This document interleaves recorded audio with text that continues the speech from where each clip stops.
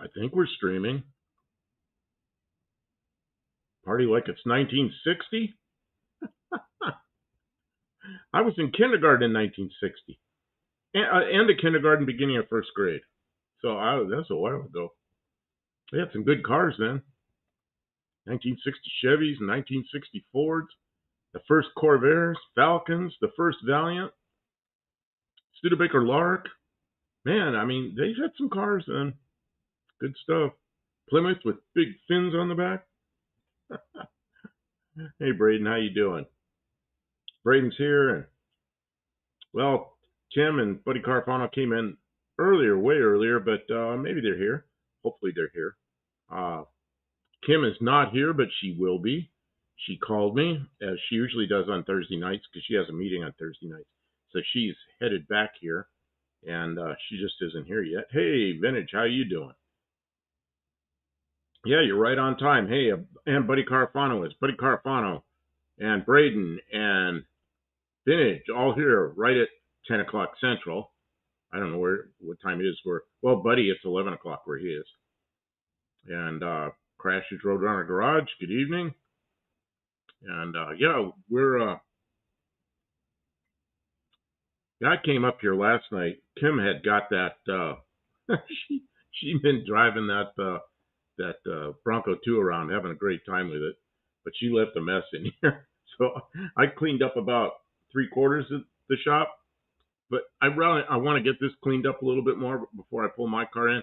I've got a CB radio sitting here that I was making a harness for it, so I need to hook up some electricity to that. I think Kim will be on here more, and I'll be diving into my car more.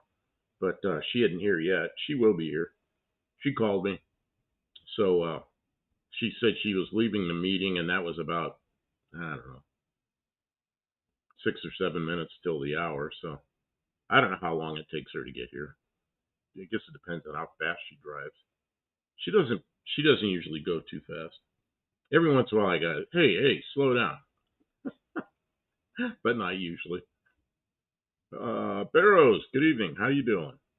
Man, I think I saw you in John's live tonight, because John had that live with, were you there? I think you were, with Deke, the tech, the guy that's going to do the tech inspection at No Name Nationals. And so I think I saw you in there. It was a pretty good one, because he didn't go too long. He went about an hour and a half or something, but Deke answered a lot of questions. A lot of, if you can download the rules, and a lot of it you can figure out. But some of it's a judgment call on him. So, the slower cars can use, stock seat belts, but the fast ones have to have, fresh dated, newer belts and all that kind of stuff. This is pretty interesting. Braden, can you put NOS on your car? I'm saying you have to, but that would actually work, huh? Yeah, I mean, of course, when you do that, it's an older engine, you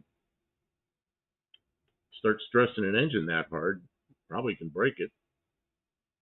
Colby Queso, how you doing? Good evening. So what's this? A guy showed up and bought your 59 wagon. 59 what? Ford? I don't know what wagon you have.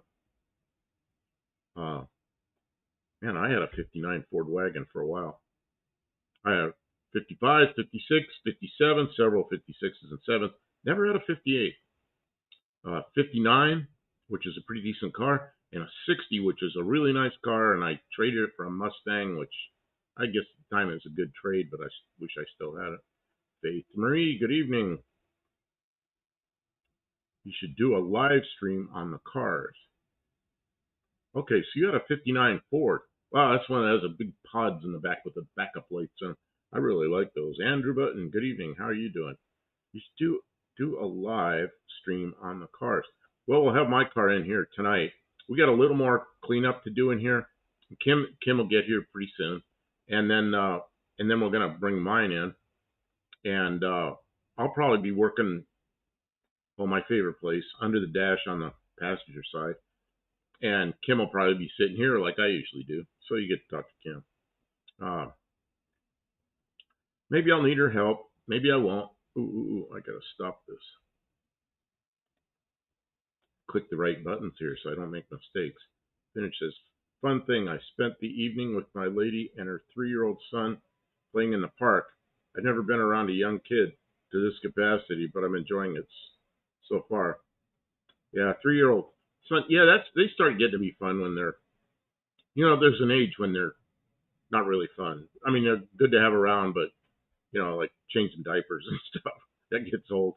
But and then they get that age where they're getting into everything. Every cupboard they're into it and everything. You got to put like kids locks on the cupboards and stuff.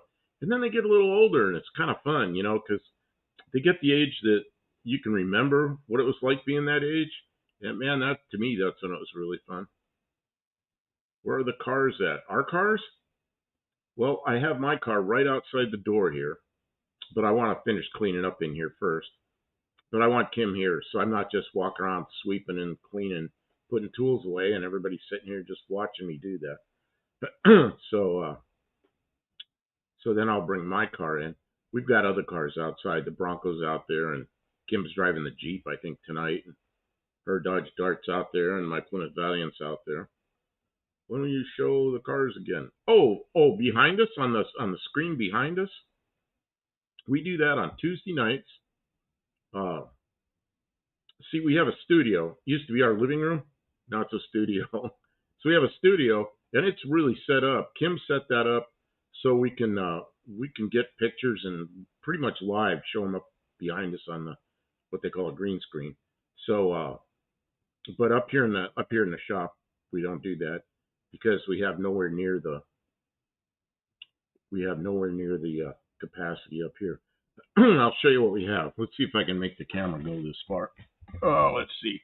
What I have up here is I have this screen, which is I think that's a 40-inch TV that has the chat on it, and then over here I can see whatever everybody else is seeing. I can see that, but that's all I have up here. At the house in the studio, I mean, we are set up there for doing all kinds of stuff.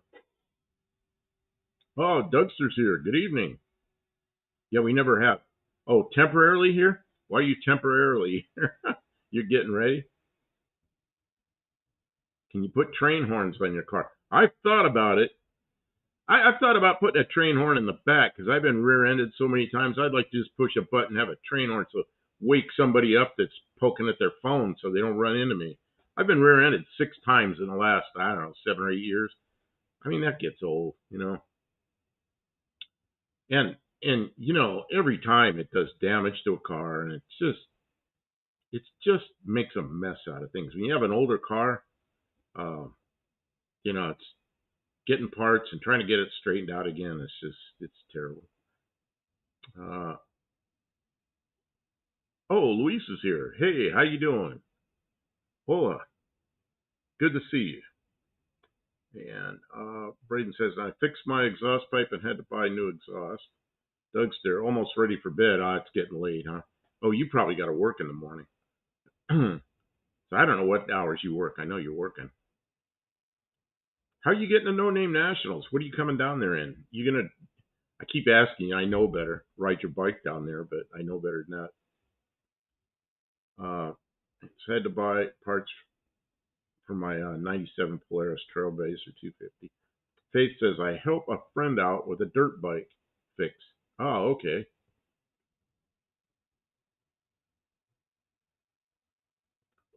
Yep, September 11th. I have 2 friends. Their birthday's on September 11th, so it's easy to remember. But, man, that's a bad reason to have remember your birthday. Man. Yeah, that's a day I'll never forget. I hear the door opening. Oh. It is Kim. No. Well, we have some people here tonight. We have Faith and Braden and Dougster. Dougster says he's here temporarily because he's getting ready for bed. Luis is here, and and he says Buddy. Yeah, today is September 11th. Tax. Yeah, yeah. I was in Ohio when that happened. Hot Rod Guy Garage. Hey, how you doing? Saw you in John's live tonight. Good to see you here. Who else is here? I'm gonna scroll up for a second so you can see who else here. Oh yeah, Barrows is here, and Andrew Button, Buddy Carfano, Vintage, Venture Drives. Who else? Colby Queso. Colby Queso, which means Colby cheese, right? Yeah. Let's see here. Crashes Roadrunner Garage. And I'm scrolling. Tim was in here earlier, but I'm not sure. Oh, he said 9:13. He said, let's get this party started. Braden got here first. Oh, you want to get them? Yeah, I already congratulated them, but you got to give them points then. We get double points, so you get 6 points for Braden, Buddy, Vintage, and Barrows. Barrows. You're getting 4 points. Why's Barrows get 4 points? Because he was here. 10:02. What about all the people that are here at 01? Oh, those are all the people. Oh, Crashes was here at 01. Did I miss Crash? You missed Crash. We get 4 points, Crash. Okay, so I'm going to scroll down to the current. Okay, let's see here. Dougster, Workdays, no bike. I'm bringing Black Betty, my 07 Ram 1500, and my little camper, 8x5 enclosed trailer, but my accommodations are primo. I got compliments on it last. No Name Nationals. Hey, that's pretty good. Faith says hi to you. Kim? I remember, Dexter, you said you have to bring the camper so you have the plug-in for your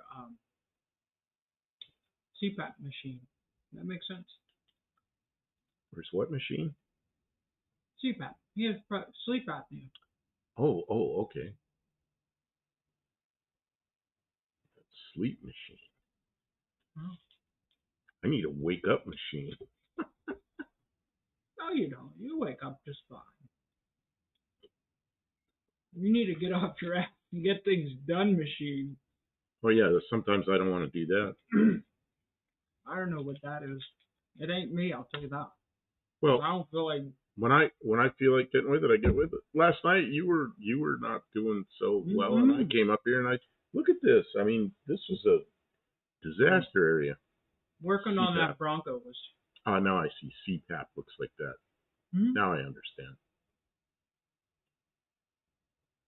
Oh, YouTube just showed me an ad for YouTube Premium. I'm not paying for YouTube. Oh, you know what? I pay for YouTube, and it's like $9 a month or something. And you know what? I don't have to watch any commercials. And then Kim doesn't pay it. Vintage, you get 2 points for telling us about your advertisement. Yep, and that's good. But Kim doesn't pay for it.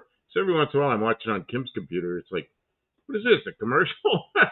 So I get to see the ad then. But on mine, yeah, I pay it because the amount I watch, I don't want to see the ads. But when you pay YouTube, the creators, the content creators, still get a small amount of that money. So it's just like ad money, you know. We get a little of it. YouTube's not too bad with the advertisements. Like, they have kind of short, skippable ads. Oh yeah, and you can click out of them. Usually, yeah. Right? Well, I don't know if anybody ever uses Twitch for streaming. There's some people I watch on Twitch. Oh my gosh, Twitch has gotten so bad with their advertisements. Really? Oh my gosh, they'll have like 10 minutes of unskippable ads. And like, you can't watch anybody. And then if you change who you're watching, does it like again? If they're doing something, it tries to do it to you again. It's like, I can't watch it anymore. Like honestly, it's like either buy the premium or else you're not going to want to watch us anymore. It's like, wow. They went there. They're just like, you can't watch anything here unless you watch all these advertisements before you get to start watching. Braden says, I have a wake-up machine. It's called an alarm. I've got one of those on my phone. I used to have a separate thing. In fact, when I dug the CB radio out, I found an old alarm clock that was not plugged in anymore. And then the alarm is just an annoy me machine. It does not necessarily I do not have to wake up to shut the alarm. And but it does annoy me. Dougsters say lots of people look to a coffee maker as a wake up machine. You know what? That's what Kim does. Oh, She goes, hey, she goes, turn on my coffee machine. Okay. Yeah. So I turn on the coffee machine. A few minutes later, I go, you know that water's hot. You know, she goes, yeah, I know. I said, well, it's on, you know, and then she'll go down there and go to the kitchen and get her coffee. I'm not a coffee drinker. The machine that grinds the water. Yeah, and Hippie Long's here. Good evening. Vintage says, I drive a vehicle with CPAP in it. I really need to figure out how to work that thing. Yeah, if you work in there, it would suck to have a patient that needs a CPAP but not know what to do. Yeah, aren't you checked out on all that stuff? Man, do you mostly drive or do you attend in the back or do you do both or I don't know how it works. I don't know much about that profession. I knew about it years ago, but not now. Oh wow, this is scrolling by fast. I'm gonna miss everything. Let's see here. We should do a van party, says Faith. Faith wanted to know where all the cars are because we don't. She came in on Tuesday night when we had the screen behind us. But then I grabbed the camera and I showed everybody what this looks like up here. So yeah, we just can't do that. Yeah, this is real world shop street. Yeah, this is in the shop. Mm-hmm.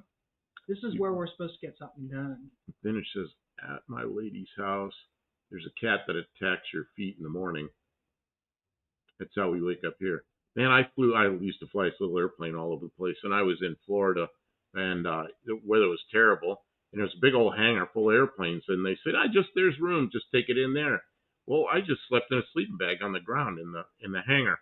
Well, they had a cat there named Aileron, you know, like a part of a car or an airplane. And that cat came in and crawled down on my sleeping bag and got down there by my feet. And about 4:30 in the morning, cat woke up and came up, crawled up to the sleeping bag, and he wanted out of that hangar, and I let him out. But yeah, that wakes you up. That a cat that wants to get up. Let's see here. Let me go. Today I'm watching Home Alone 2. His voice. Okay, there's all this movie stuff. And Colby says hi to you. Dougster, the semi-tractor that hauled the steel for the World Trade Center still exists and drives. Still a big V12 Detroit diesel engine. It has 4 stacked mufflers on. Quiet, loud. Detroit. Still loud. Yeah, I've heard those things are really loud, but I don't.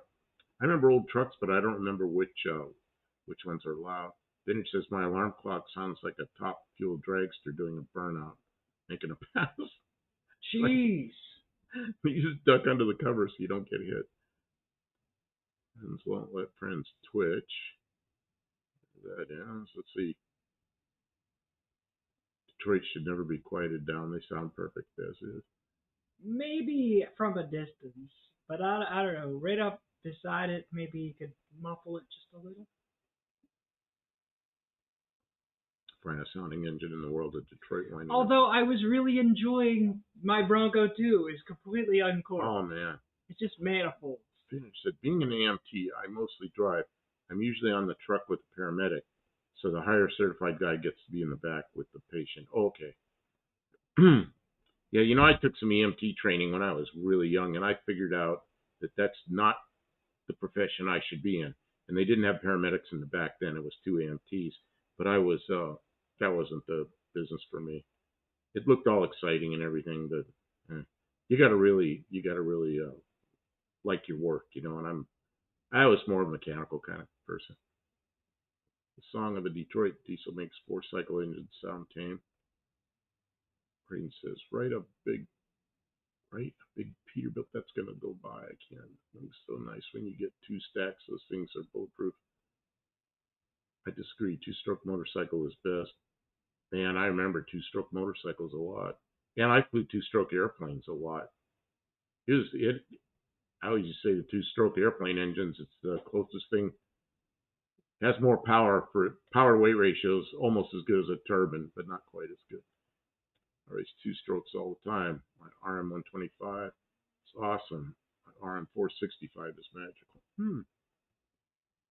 Faith Marie, a big engine change on cars. Not sure what that is.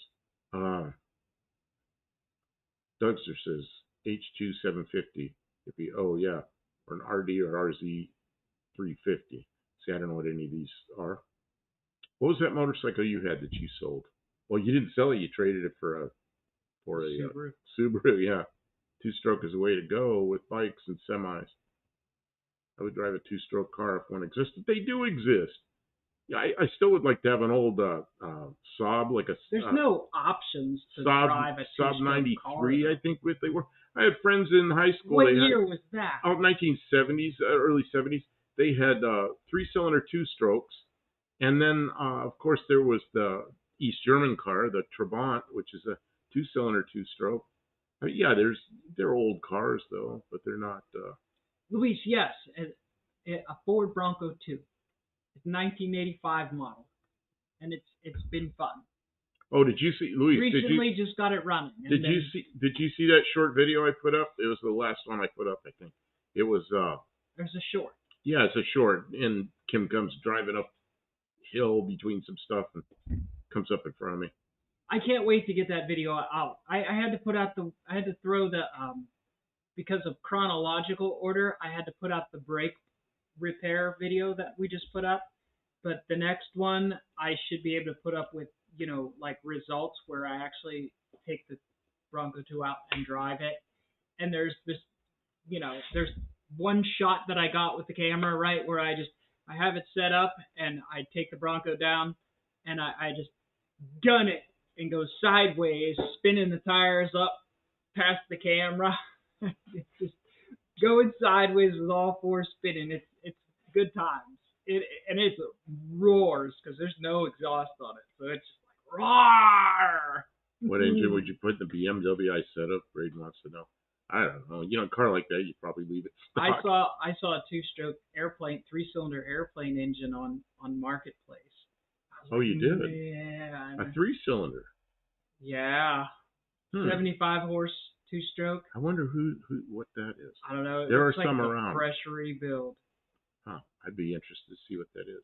I don't know. I marked it, but I know we don't want to spend money right now. But oh, it's such a cool thing. Oh, man. Probably sold already. Yeah, Hippie Long says Hayabusa is a good replacement for a mini car. Yeah, Hayabusa. That's what I want on that. Isetta. See, the Isetta, the engine sets off to one side and the back. It sets off to the right side, just in front of the wheels. So there really isn't a lot of room in there. But Hayabusa, yeah, you could might stick out the side of the car a little bit. Perfect. I always wanted to build something like a small car with two Hayabusas in the back of, because I heard two of those things getting on the highway one time, and they go on like this, and it was like music, man. Those two engines running at the same RPM it sounded so good. Man.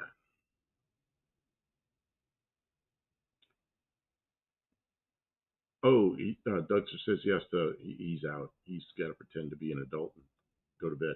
Okay, good night, Dougster. Always good to see you. Guys, make sure you're checking out Dougster. He's on Monday nights. He's live. Dougster Wolverine Garage. And he says, I have a buddy with an old Kawasaki H2. Didn't run last time I saw it, no. Faith says, I'm watching old cars on TV and watching the live at the same time. Glad you're here. Luis, I see. It's my favorite car. Sweet. Oh, what's your favorite car? I missed what it was. Bronco. Oh, the Bronco? Yes. Dean Stevenson's here. Good evening, or good afternoon. Hi, Dean.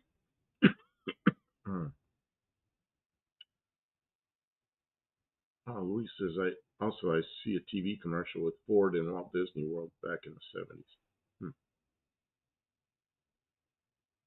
Luis says, my favorite was a Ford Pinto. And I like the Pinto station wagons and the little Pinto vans. I think those are great. And there were some fiberglass front ends for them to make them look even better, kit car kind of stuff, which I like. There were two companies that make those. I kind of like them both.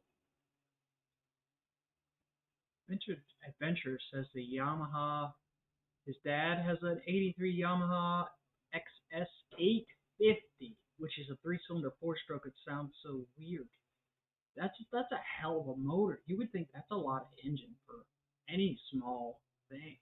That Pinch said he weighed his Pinto wagon today. It weighs 2380 with the spare in the back and without the driver. Man, I miss my Pintos. Andrew Button Pinto should have a 351 Cleveland 4-barrel standard. That's a little big. I did some. You know what I always wanted to put in a Pinto, and it's kind of a crossbreed thing, but the 3.8 or 3800.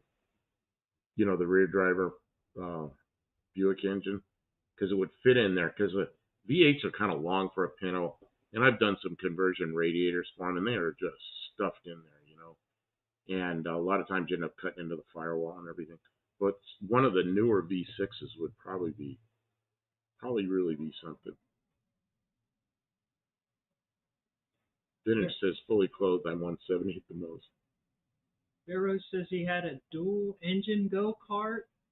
It was fun, but a pain to keep 2 5-horsepower Briggs in sync, especially with the old Briggs style carburetors, because those are like lawnmower carburetors, and they're really not like a syncable kind of device. They're very sloppy. I can't imagine how you would.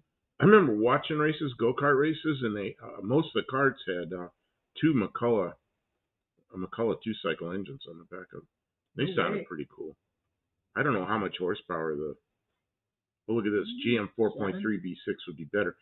Yeah, I agree with that. Yeah, because to put like in a Pinto, because a Pinto, most of them had the, what do you have? The 2.8s. Yeah, 2.8 clone engines, and they weren't very fast.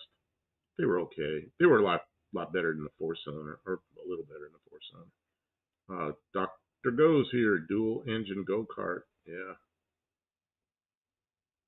For instance, someone should buy an old NASCAR. Man, there's a NASCAR car on Marketplace without an engine and trans, but it wasn't real expensive. No, I don't know. What would you do with an old NASCAR? I don't know. I'm just saying it was there. Well, no, I mean, I don't want it. Yeah. What would you use it for? It wouldn't be good at anything except round circle track racing. I know you're going to race because it's sort of outdated. I don't know. Maybe there's races for those that are vintage NASCAR. I don't know. I guess. Since I really want to get another small Ford, be it a Pinto, later Falcon, or Maverick, and put an LA Chrysler in there. Really? Here's the thing with LA Chryslers and Ford V8s is they're a little longer, and they're tough fit into Pintos. And I remember doing a lot of conversions back there. See, I was doing radiators, not the actual conversions, but I was doing conversion radiators. And the best of those V8 conversions were the Vegas, because you could put a neighbor of mine had a 283 Chevy with a 2-barrel on it in a Vega, and it just made a really nice car, you know, but it fit in there. It was a little tight, but it still fit in there really nice with the stock radiator. Looked like a stock radiator, but it was 4 rows thick, and it was the wide one, the 21-inch wide radiator, but it fit in the stock mounts and everything. It was just a real clean conversion. Something that surprises me is how many old Fords I see around here for sale with the motors pulled out of them, trucks and cars and things like that. It's like, I didn't realize that the weakest link on an old Ford was the motor. You think so? I don't know. Well, maybe they just didn't maintain them. Over the test of time, that's what I keep seeing is, well, no, they're not ones that people didn't maintain. They're ones that people bought them to take the motor out and put in something else. So the engine was still good, is what you're saying. Right, but some other engine was burned up. So people bought it and took the engine for that. Or they're putting it where there was a 6 or something. Yeah, or maybe they're upgrading, I guess is possible. But like a lot of trucks and larger old Fords with no motors in them. Hippie Long says, I got a 65 Cuda you can run vintage. So Yeah, I yeah, mean that being able to LA convert to an LA Chrysler because they're all over the place. Because I think the transmissions were the weakest link with those. Faith says Although my favorite car is a Ford pickup truck, 2022. Updated mass cars make good, safe standing. Oh yeah, because you could go. Yeah, I mean it's got a hell of a cage in it. You could make a quarter-mile car out of it. really, seems like It's just a cage with a fiberglass body on it. Let's see here. People call my Pinto a Vega all the time. I tell people those are fighting words. I hate those stupid cars now. Yeah, Vegas. I've had them both. I've had Pintos and Vegas, and they're both fun. But I think the Pinto is a much better car. Dr. Go, hey Kim, I'll be packing up the 318 heads, all the valves and springs and retainers in a box. Spring, no name nationals. I don't have the rock arms or shafts. I'll also pack the exhausts. I guess that's manifolds. that's awesome. Thank you, Dr. Go. If you don't have space or weight, then just bring me the manifolds because I know I need a set of manifolds. Heads, I have a couple different sets of heads to choose from around here. If you bring them, I'll see if I'll find them a home. But um, manifolds definitely, because I have truck headers and I don't think I'm gonna use them in a truck. I don't know. LA Chrysler can have a 727 and those can be built. Oh, that just scrolled by. Built to hold a lot of power. Yeah, And surprisingly so can a 904. I yeah, can't believe the guys they're not that difficult the to build power they're either. putting into a 904 and not having any problems with them. Enter button. Pinto surely better quality, but smaller engine compartment. Yep. Yeah, it's just I think you could put a Chevy in a Pinto easier than you could put a small block Ford in a Pinto. Just because the engine's a little shorter. That water pump and everything up on the front of a small block Ford is it's kind of long, you know. And I helped the guy do a Datsun pickup, like a man, what was that thing? Like about a 1970 Datsun pickup with a uh, what do you call them? LA Chrysler. We ended up building two radiators side by side because the water pump fit between the radiators, and then we connected the upper tanks, the two upper tanks, or the two upper tanks, two lower tanks with hoses. Yeah, it was crazy looking, but we got it all in there. Theros, the mod Ford was ultra infamous for eating the timing guides and plugging up the oil passages. Only fixes start over with another blocker engine. Mod Ford. It's funny, I used to drive my old neighbor's pickup truck and got caught driving my old neighbor truck while she was with me. Oh wait, you weren't old enough to drive. I don't see your picture there. I don't know how old you are. Buddy Carapano had Pontiac Astor, same as Vega. Yeah, I always liked anything that said Pontiac on it. I liked it better than the Chevrolet just because it said Pontiac on it. But I never had one of those. I had a couple of Vegas. I had a Vega wagon and I had a little Vega. Remember there was one that wasn't a hatchback. It was just a little coupe. I had one of those.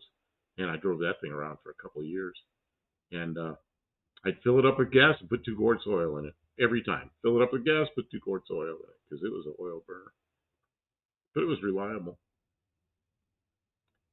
It has the good gear set in that transmission. That's nice transfer original. Reed says someone should go do an old motorhome like Winnebago. No motorhomes. Someone, anyone but us. Mrs. One-Eyed Cat's here. Hello, how you doing? Hey. I think she came in right at the end of John's live, I think. I'm not sure. I know One-Eyed Cat did, but I didn't know if Mrs. One-Eyed Cat did.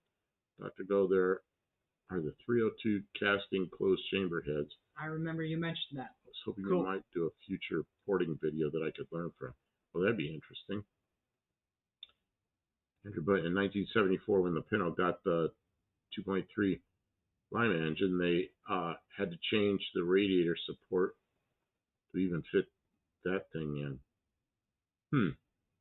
I wasn't aware of that. They're a small block Chevy and Mopar are really wide, though. Yep, they are.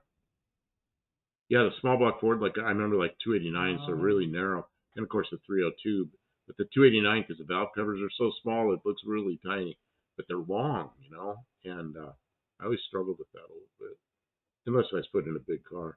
I put a 289 in a 56 Ford, and that was a nice swap. Didn't go fast, but it was a very reliable car. Uh, Braden asked, "What is the oldest, widest car made?" A lot of the old Mopars were really like the torsion bar Mopars were really wide because the suspension was down low, so that gave you a lot of width. Do you mean width like track width, or do you mean width for motors? you want Because to the see so wide block Fords and the what was the really wide? the car itself? Go look at a 60 Pontiac, 1960 Pontiac. It's the first year of the wide track Pontiac. That thing's wide. Uh, let's see here. The small block Ford. Andrew Butt says small block Ford is more narrow, but the water pump is much longer. Yep. Seals made finish. My Pinto has the 2.0. It's 123 cubic inch, and that makes about 110 horsepower. I was really impressed with that. Wow, you got the 2.0. I've never had one of those. I had a couple of them 2.3s, but most of my had the 2.8 2.8 V6. Hey, someone should buy a race car. God, a lot of us have race cars.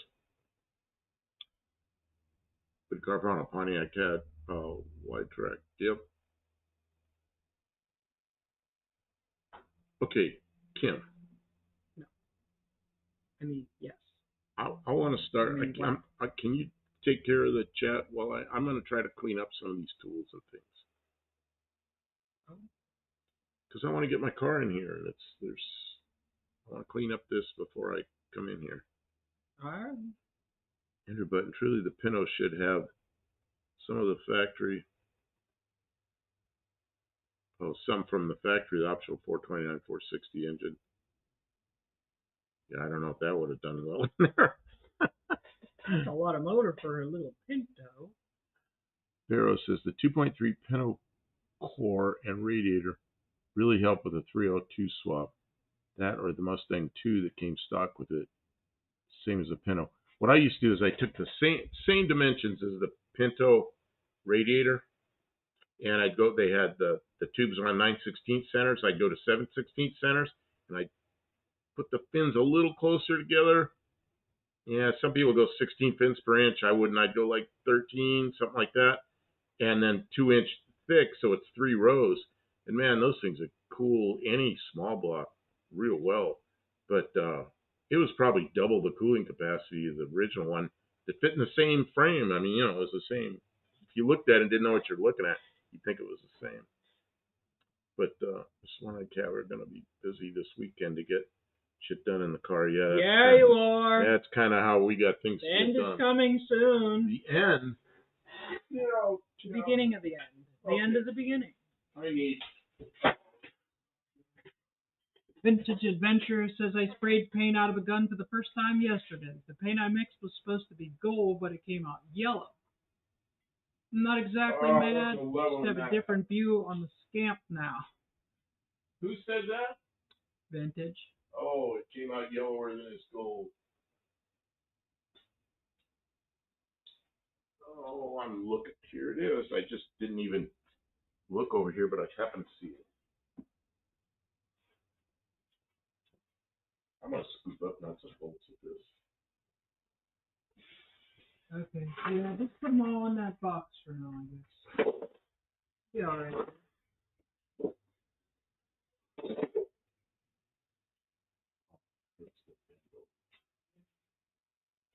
Yeah, so I'm not kneel on. Where's that piece of that black piece of?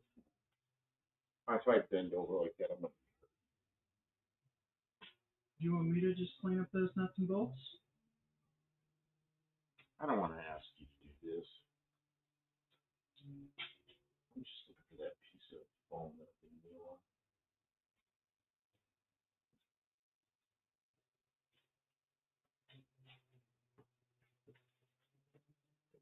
I have the foam. I have it cleaned up. Why don't you use the drill bolt with the pan? The pan with the handle. The lean over. That's heavy. That's not a broom, that's a brush. So you don't want me to do it? You want to do it? Well, I'd rather do it than have you hurt yourself. I just never do anything. I'm always sick. You never do anything? Yeah, I do stuff, but I don't. I don't know. I don't throw nuts and bolts on the floor like that. So I made a big mess. I know. What is this here? We Rugrats go wild chasing Mr. No Legs. I don't know what that is. Braden, something Braden was saying. Time I was skirting down, e-brake, and then all of a sudden my tire got a bulge in baseball. It disappeared. I'm sorry, man. And then it blew your tire out. Something, I don't know what all you said there because it scrolled by so quickly. Barrows, growing up, a neighbor up the street put 455 volts in it. Wow, it's pretty cool. We do burnouts for days, but way too nose heavy. Hey, I had a friend that did a 425 volts, which is basically the same thing, out of a Tornado and put it in the back of a Corvair, so it's kind of mid-engine. It's set right over the axle. You can imagine what that would look like. And then the half shafts, you just weld them up, had Tornado inboard and Corvair outboard. So one of them was long, one of them was short.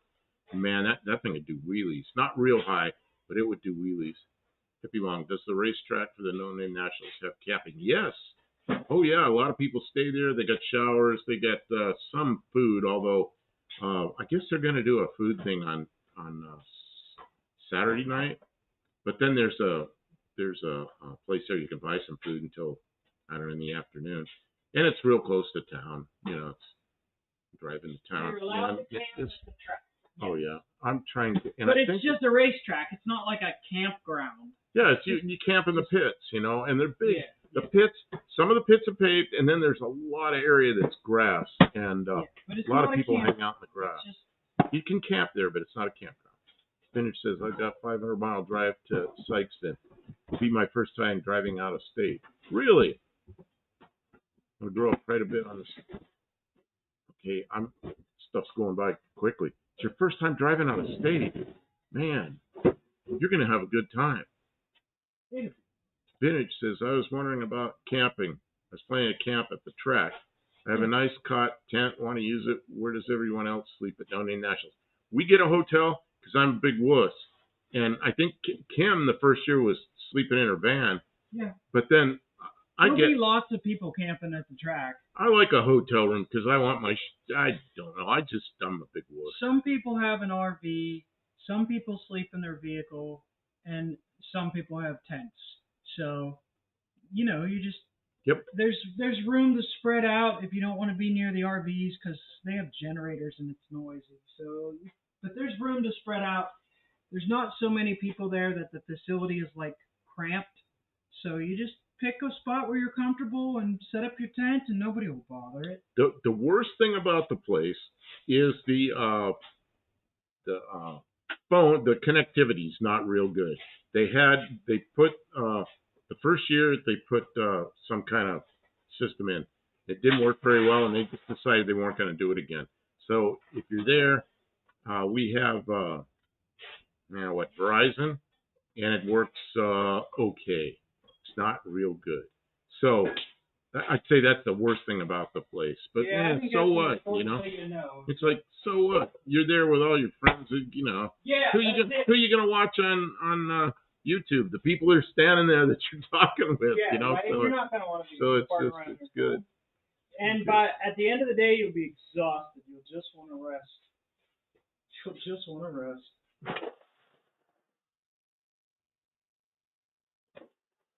Braden says, if you could have any old car from the past to bring back, what would you bring back to production? Oh, man. Well, The old cars were kind of smoky and dirty compared to the new ones. Uh, if there was such a thing, something like a '57 Ford Thunderbird, the little two-seat Thunderbird with like a 351 Windsor in it instead of the Y block, probably would have been a great car, But '69 Chevy Biscayne was in Rugrats. Hippie along '77 when I was in high school. This Pinto Vega wars between schoolmates. All of them broke their windshields from twisting. Really? Man, I never broke a windshield in any of those cars. Um, we said '68 Chevy Biscayne. I keep talking about Rugrats. Mm-hmm. Uh, Hippie Long says the Pantera. Pantera was quite a car, yeah. Faith says someone should build a RV camper out of wood and have it for show. That's been done. I remember back. You would have been like a hippie. I remember the hippies had like an old pickup truck, and they build like a house in the back of it instead of a camper back there, and they make them out of wood and have shingles and a wood stove in there and everything. They're kind of heavy, and some of them look pretty nice. But car fire, I agree, Buff. I need hotel, nothing beats shower, toilet, and air conditioner. You got it, man. We stay there, but at some point it's like, okay, time to go to the hotel. And Kim and I will go to the hotel. Now this year we might, because they're having some food there in the evening, we might participate in that. But usually, like Friday night, we're just like, as soon as the burnout contest's over, we're at the hotel. It's so exciting, and then you're running around and you're on your feet way more than you're used to, and then suddenly it catches up with you, and you're like, oh my god, I'm so exhausted I cannot function. That's the downside. What is this, Andrew Button? I'm trading in my Verizon for a '80 Plymouth Horizon. What? More reliable? Huh? Let's see, Barrows. If you have Starlink, you can bring the internet with you. Be good live streaming back from the track. Yeah, although you know what, everybody there is content creators, and it's good just to see them rather than just working like you usually do. And it's a good break so from it. hard to do it at the track. The track is noisy. Oh, and during the day it's noisy. I mean, there's uncorked cars running. That and the other thing, a lot of times when the cars aren't running, they got speakers all over and they're playing music. Well, it's all copyrighted music, so it's like, well, guess we're not gonna stream that. You can't even hold a conversation. It's so loud. Yep. Let's see, Indecisive Garage. Hello, Kim and Buff and everyone else. Hello. How are you doing? Vintage. I only have one lady I need to text. I'm used to camping out by campers and loud generators. But yeah, you'll have no problem texting in and out of there. It's just if you're going to stream video, it's going to be tough. I think Andrew Button. I think most people would bring back the Strata if they could. Really? What? Man, I don't know about that. I Okay. don't know what that is. Man, Mrs. One-Eyed Cat says, my last day of work was tonight. I'm off for the next 13 days. Man, that's got to feel good. It's like take a deep breath and go, I'm off 13 days. Dave says, can you hold a racetrack? Can you hold a racetrack out of wood? Can you hold a racetrack out of wood? Not sure what that means. Andrew Button, those truck campers even had slanted wood chimneys, shingles. Yep, I remember those. I've got pictures of going down the highway. Film cameras I take pictures of. And then I was on I-81 coming down from probably from Maryland down to here. And I passed one that looked kind of like that. And somebody did a really nice job on it. Grabbed it on my phone, but I grabbed a picture of it, on my phone. But probably take me forever to find that picture.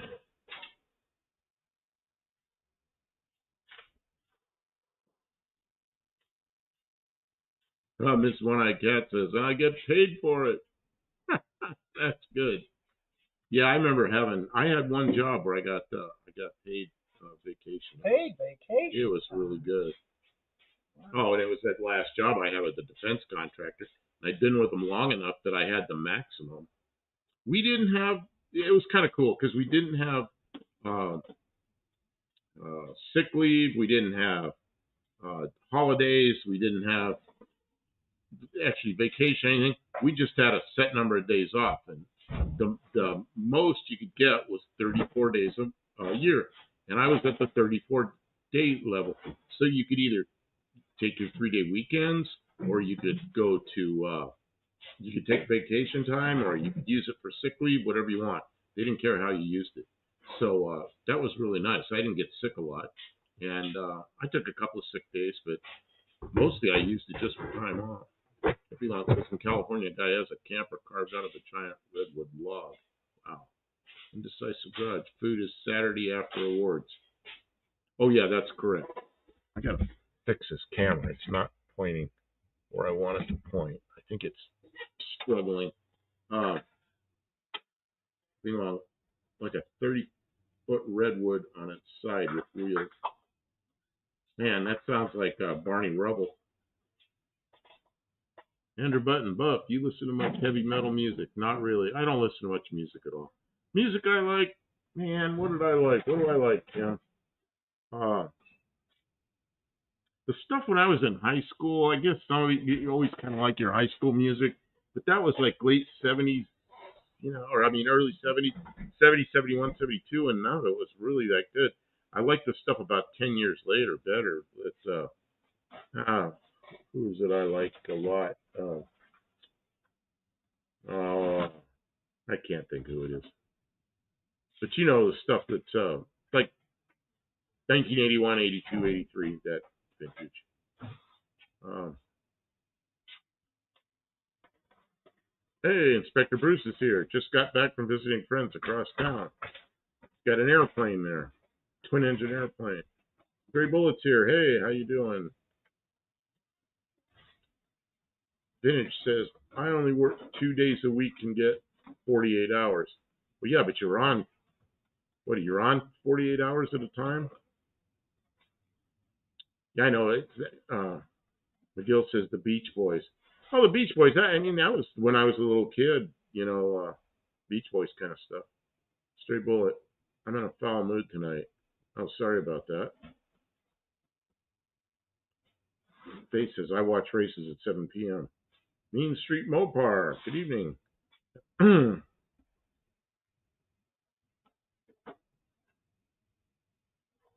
Brain goes, what kind of? Probably means work. This is when I count my vacation is for No Name Nationals every year, and Don get paid for his too. Well, that's really good. I like a Andrew Button says I like groups such as Styx and Supertramp. Supertramp's all right. Faith says I love Link Park and Jelly Roll.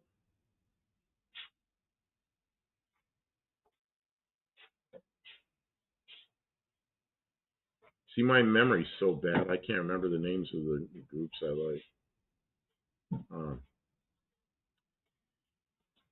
Andrew Button, Beach Boys take me back in the early days. We had 63 Impala with 409 engine and a Power Glide in California. Yeah, those were the days. 63 Impala. I was in third grade, and I remember those cars because I really like cars, and I had a camera with black and white film. I go around taking pictures, all cars like that.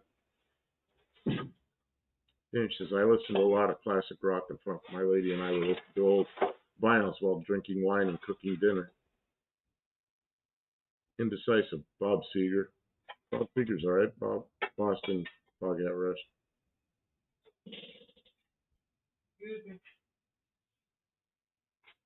Oh, Rick Davies from Supertramp just passed away. Oh, I didn't know that. That's a shame. Didn't know that.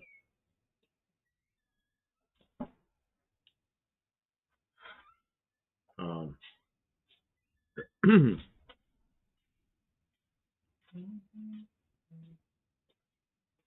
was it I listened to, Kim? I can't remember anybody's names. What's wrong with me? You're having the very early stages of uh, Dementia. dementia and cognitive decline, but it's not too bad, and we like you just as much. Well, I know who everybody is. I just can't remember everybody's names all the time. And then I think of music and I can't remember names of groups. See, 63 Impala or 63 Galaxy. Which one are you picking? Oh man, the Galaxy. My first car was a 64 Galaxy, so 63 is pretty close. What kind of music does Kim like? Classic rock. Yeah, I like I'd say stuff from the 70s and 80s, and I like stuff that's in the style of classic rock. Like there's newer music that's in the style of classic rock, and I really enjoy that because generally it's got a beat and a refrain and a catchy tune, and you can sing it like it's something you could sing at karaoke because the vocals, uh, like the music is played on actual instruments, and the vocals are not distorted or manipulated that much, so you can do like karaoke. So,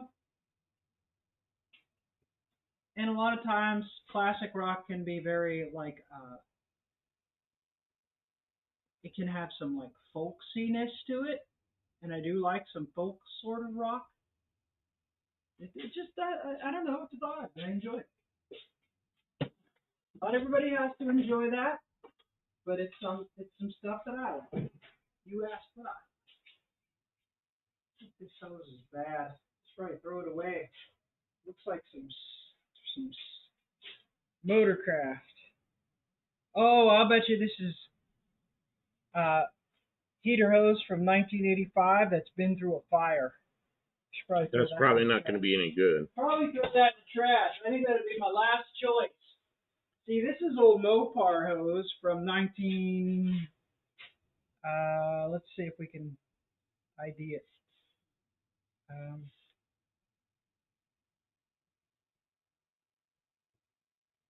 See, this could be replacement hose at some time, but it's got the original clampy. They used to have those squeeze clamps on. Let's see. What are you looking for? I'm just trying to refresh my memory, and I can't refresh my memory Okay. because it just doesn't. Buddy Carfano likes Aerosmith, Van Halen, and Metallica. Yeah, yeah, they're enjoyable. Josh Holman, good evening. He said, I also watch USA Army shows because my best friend is in the Army. My son is in the Army. Both my sons were in the Army. My youngest son served for 8 years. My oldest son is in the process of retiring. He's been in 25 years. So, man, yeah.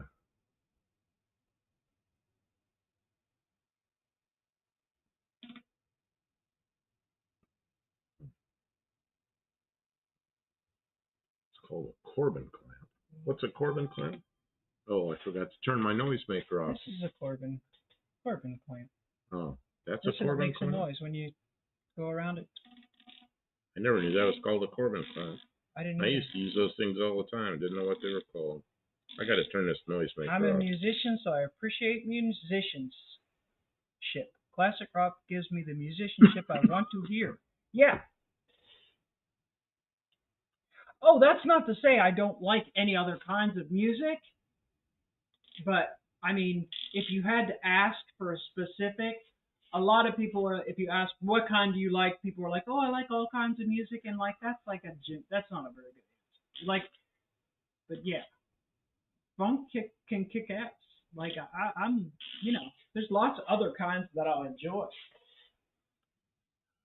My brain is so dead. I can't remember stuff.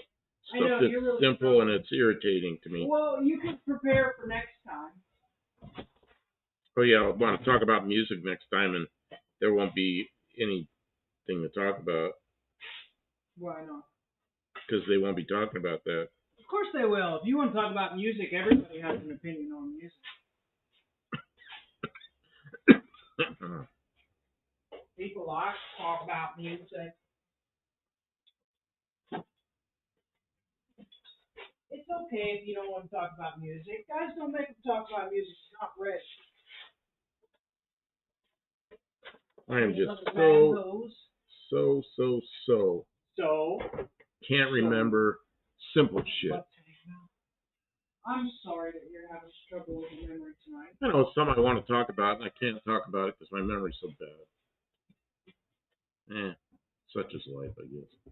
I can remember like how to design a wing spar and get all the math right and everything. You know what? That's but I can't soul. because I've done it my whole life, but I can't remember names of bands and stuff.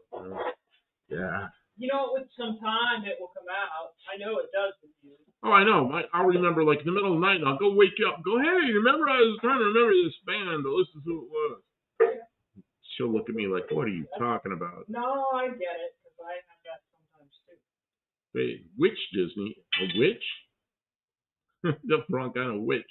Which Disney show would you bring back? Oh, I don't know. A Disney show?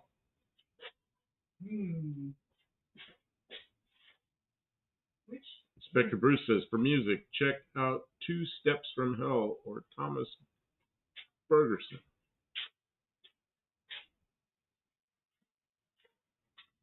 Yeah, Dean, you got it. CRS. That's me. CRS. Oh, Tim, I wasn't looking. You really cleaned this place Can't up. remember. Well, I cleaned 2/3 of it, and you cleaned 1/3 of it. Thank you. So thank you. It always helps when there's somebody else doing my job. Like if you did part of it, then it makes it so much easier. Mike Murphy, buff. I'm a huge geography buff, and you know damn near every city I talk about. Your memory is fine. Oh, because I like geography, and anytime anybody starts talking about where they're from or what road they're on or something, man, I'm in the map looking at it because I'm just interested in it. I like that stuff, you know. Oh yeah, put him in his element, and there's no struggle. He's but fine. I'll go weeks without listening to any music, you know, because it isn't that important to me. But every once in a while I hear something, and then I play a lot of it for like an hour or something, and I'm done with it. I accidentally watched. Oh, has anybody ever watched Daryl's House? It's Daryl of Daryl Hall and John Oates. And so I watched part of one of his recent streams, and it was actually really good. Honestly, if you're ever looking for to take a deep dive into some recent recordings of music, Daryl's House is a great place to go. But I accidentally watched some of that, and now all I get in my short speed and in all my video recommendations is music stuff, because I've kind of like exhausted some of the other recent stuff, and so now they're desperate to show me more of it. Wow, desperate. They just want to show me more music stuff. Mike Murphy, Hall & Oates had a bar near my hometown, Poughkeepsie, New York. I was gonna say something. I saw something else back here. Has anybody ever watched Daryl's House? I can't be the only one. Oh, it's finished. Says I'm planning to bring my acoustic bass to No Name Nationals. You know who else are musicians there? It's like RC Industries. Yeah, RC Industries and Shane Polito and. Oh, that's right. Yeah, there's a bunch of them that are. There might be some people there with acoustic instruments. You gotta let some people know. Maybe you'll get some feedback on it. Because a little acoustic jam could be a lot of fun. The problem is it's over so fast. Everything's happening so much. You have so many people you want to talk to. Like, there's not enough time in the day for all the conversations that you want to have, all the cars you want to look at, all the people that you want to call out and race. Like, I noticed that.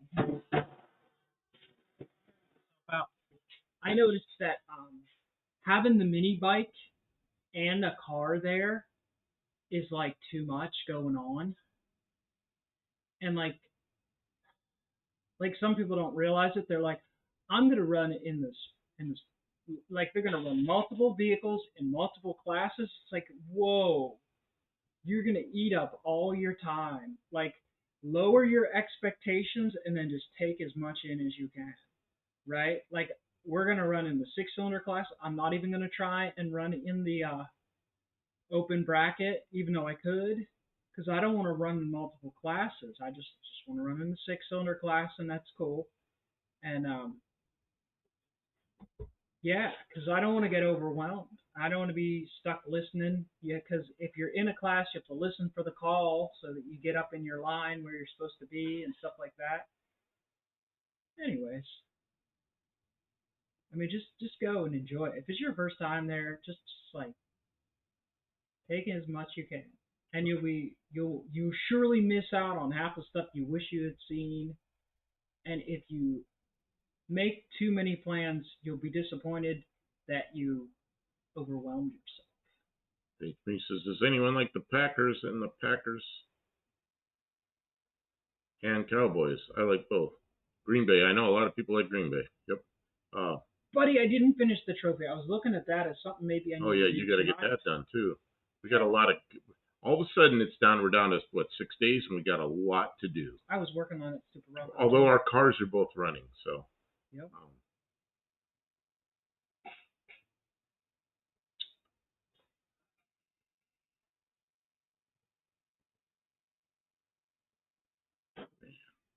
I don't watch the sports ball anymore. When I was younger, I watched a lot of sports, hockey and football. I like football. Never baseball very much, but Oh, hockey and football I liked. But I'm so out of touch. I don't know the teams. I don't know the coaches. I don't know any of it anymore. Vintage is going to run in the Triple Crown. Well, these guys, like Dallas and Shane, are all excited about that. Yeah, being in the Triple Crown sounds like a lot of fun. That's the bigger, faster course, and that'll be a good time. And that a pro tree? I don't know what they're using. Mike Murphy, Kim and Buff got more done in 2 months than me in a year. Well, it's Kim. I was raised with a sense of urgency. Is you need to get it done now because you might not have time tomorrow, and because we need to make hay while the sun is shining. And when you grow up in Pittsburgh, I mean that's the reality of it. It's like you better get out there and cut the lawn because it's going to rain tomorrow. And it will. It will rain tomorrow. It will rain on you, and it will rain for 3 weeks, and then the grass will be this high. And if you think it was tough work mowing it when it was down here, when it's this high, it's 10 times as much work. So you better stay after it. We were always just working, working, working, working, and I can't work anything like how I used to. But there have been days where I've just been difficult to be around. I know there is. She's difficult some days. He his application for sainthood has been given an honorable mention because there are days where I'm impossible to be around because I'm frantic. We have to do this. We have to get this done. Because why? I don't know. Because Kim's fucking psycho. What is this? Vintage says Triple Crown will be a pro tree. Okay, what is a pro tree? That means you got to be like. Is that where it good. just turns green and you don't have a tree, or I is think what you does get that mean? It's like instead of 3 lights, like it's just two. Staged and then it go, or what? I don't know how that works. What is a? Tell me what a pro tree is. This guy's talking about all this stuff. It's harder. Okay, so Andrew Button says, so Kim, if you're from Pittsburgh, are you old enough to remember the slag trains? I know of them. I've seen their work. I know all about slag and stuff like that. But the slag trains were done running by the time I was a kid. I was born in '75. The slag trains the mills were exhausted by the mid '80s. We never went out to see them. My mother tells me they would, the trains would dump the slag and it would still be glowing from the mills because they were just Why is this doing this? I keep fixing this and it keeps going nuts. tape's getting old. I move it all up like that and then it just sags back down and next thing I know we're looking at the floor again.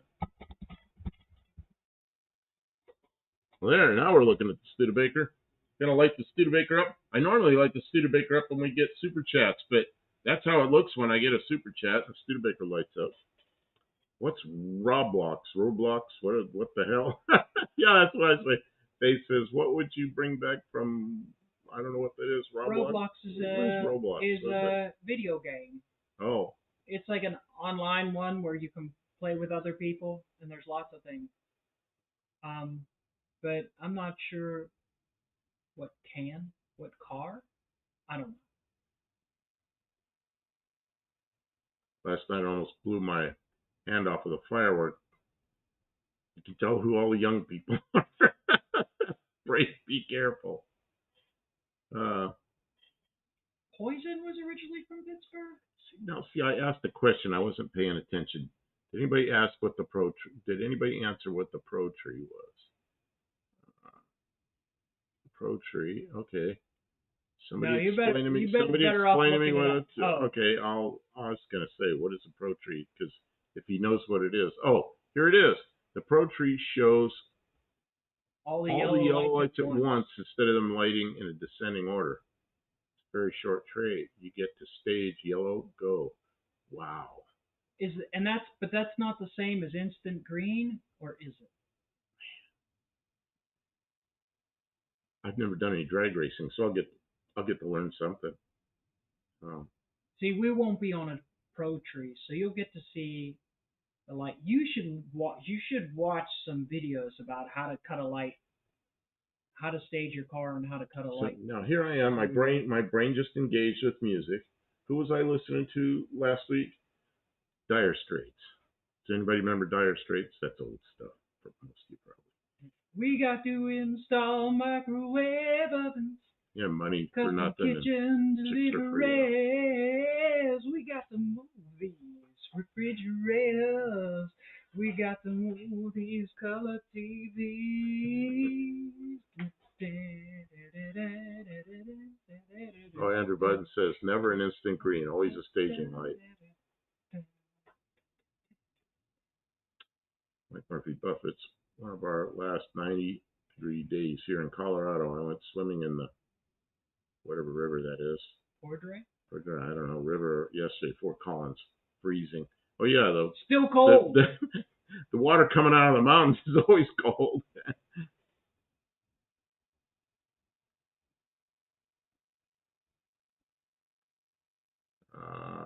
Yeah, we're not talking about Stray that. Bullet, that was a really, really not cool comment. I'm not gonna talk about that. How about? Let's see. I understand you're having a bad day, but you need Dire Straits are European. Ooh. They are? Where's Dire Straits from? Oh, I think they are foreigners.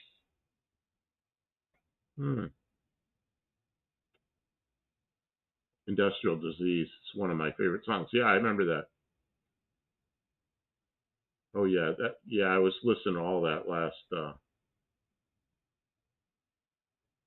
Oh, and Vintage says he's got to go to work tomorrow, so he's saying good night. Okay, take care, man. Thanks for being here. It was good chat with you, Vintage. We'll look forward to seeing you at the event.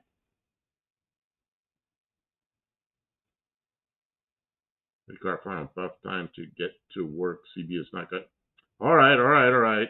Oh, the arm twisting's coming out. I guess I got to get to work. If you want. Sledgehammer. What I need to do. But see, I remember the Dire Straits CGI music video, and I don't remember the Sledgehammer one. So, was being first really the best? Stray Bullet, though, I think that you're referring to a movie that was a satire and had really very little basis on reality. So it's just an area I don't want to go into. Yeah, Stray Bullet, I don't know that it's a... Hippie Long says they're from Australia? But did you ever Oh, listen to that Joe could be it. Stafford, Andrew's sister's music in the early years? No. Huh. I don't know. It's just I try to stay away from politics. That's right in the middle of politics, and I'm just like, It's that a could get into a issue. that just tears the group apart, you know. So I'd just rather stay away from the political stuff, and that's very political. Gabriel. Did not know that. Dire Josh. Straits are Thank from you. Glasgow, Scotland. Are they? Scotland. Well, okay, Scotland and us Australia are like two different ends that's of the world. different places. So I'm confused.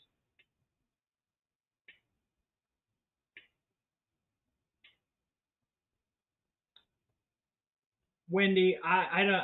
It still seemed like Don had a lot to do. Last I heard. Where's this? Wendy, where are you looking? This one-eyed cat. Oh, way up Don at is the running top. out of time. Yes, 4 days before we leave. Yeah.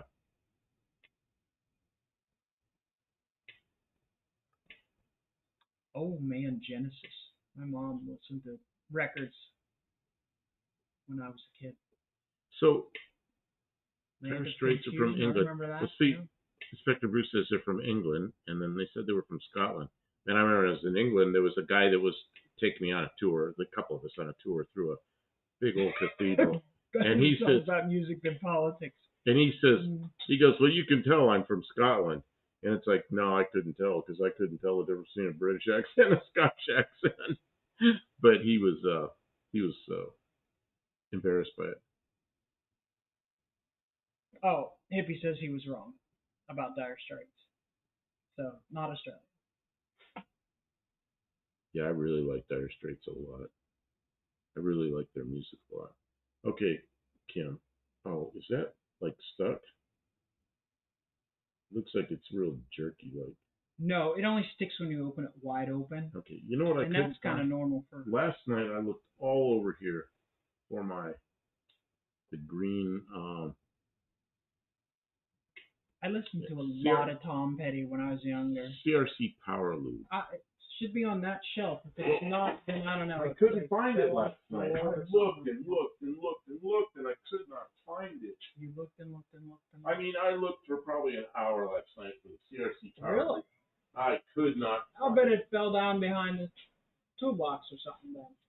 I didn't even think of that. That crap happens a lot because there's so much stuff stuffed on that table. All these tables. You can't put anything down anymore.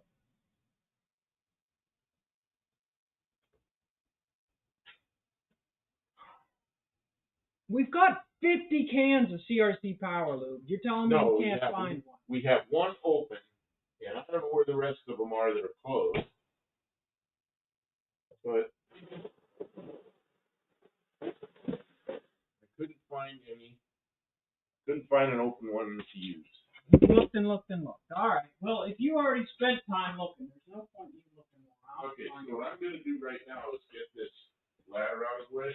Oh, you got to take care of. They're giving me a hard time about not getting work done. I got to get some work done, which means you got to take care of the chat. I get the CRC Power Loop. Well, we need the power loop. Not for Didn't the get much done without power not for the wiring. I wondered why you didn't get that wiring done, right? Especially we're looking. Oh, there's the Power Loop. You already found it. Well, this is a different can. I don't know where the can you're looking for went.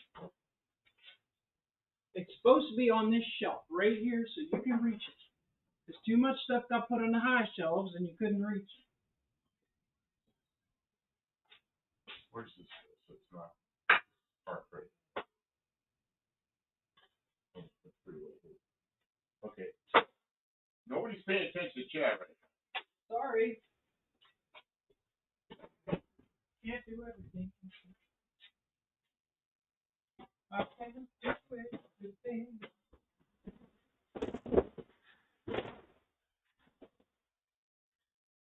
There, it got put in that stand-up cabinet. You see the tall wooden cabinet with the rollers on it? Yes, it is. CRC got put away in there. I can't get to that. I can't either. Okay, so I'm gonna go do this. I gotta get my car ready. All right. All righty then. All right. Sorry for the interruption there, folks. The thing of it is sometimes we have to walk away from it. the stream for a moment to keep things moving in a forward direction. Funny, we stopped listening minutes ago. There you go. Gabriel Union and Yolanda Ross. Those names sound like vaguely like, but I don't know who those are.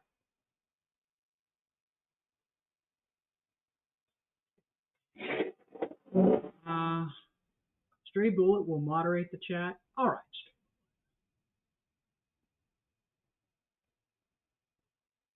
Stray Bullet, you've always been cool here, so we will forgive your irritated.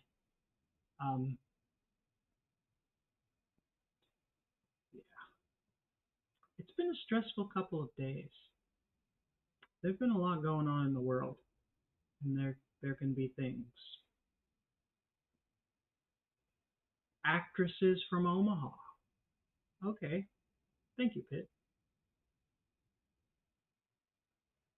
Mike says, as an only child, the abandonment hurts. You know, it isn't all about you, Mike, just because you're an only child. You don't come back. We're back! I'm back! We're paying attention! Holy cow. 1 minute. Wendy says, Don is waiting on one more part that should be here on Friday. What's he waiting on? The only one? I mean, that's pretty good if it's only one. I'm not sorry. Jeez. Hippie. Hippie. Did you see the chart? I think that anyone with eyes and an internet connection is well aware that Charlie Kirk was assassinated. Yeah, that's a lot. You know what? I didn't see anything about the Columbine thing. Okay, sounds like we're getting which is politics and shooting. It's well, you know, that's somewhere else. News of the world has come upon us. It was just saying that there's a lot happening. Always a lot.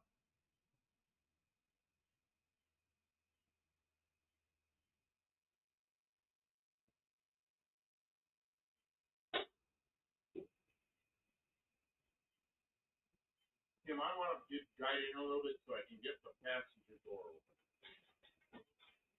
Okay. I'll watch it. Did we find the radio?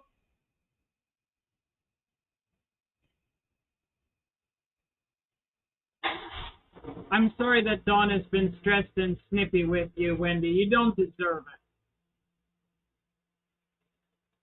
Don't let him get too out of hand with that, because then he'll start to think it's okay. But I get snippy. Oh, I don't know where my brain goes.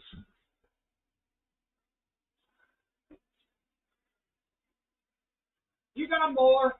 Give me a bunch. Give me a bunch. Okay, now straighten it back out. Come on. Come forward a bunch. Come on. Don't worry about these folks. Come on.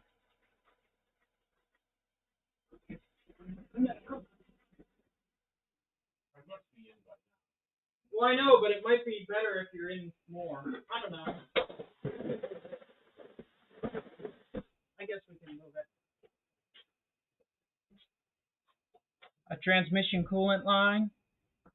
Oh, what's he need that for? That's something else I used to look at.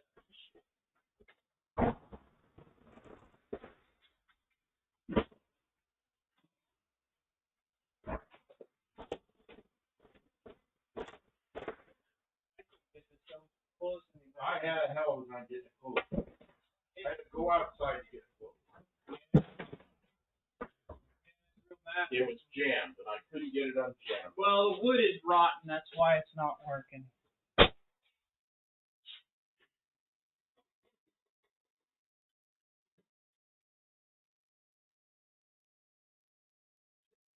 Hippie Long says, my life got better when I learned the word no. Yeah, mine too.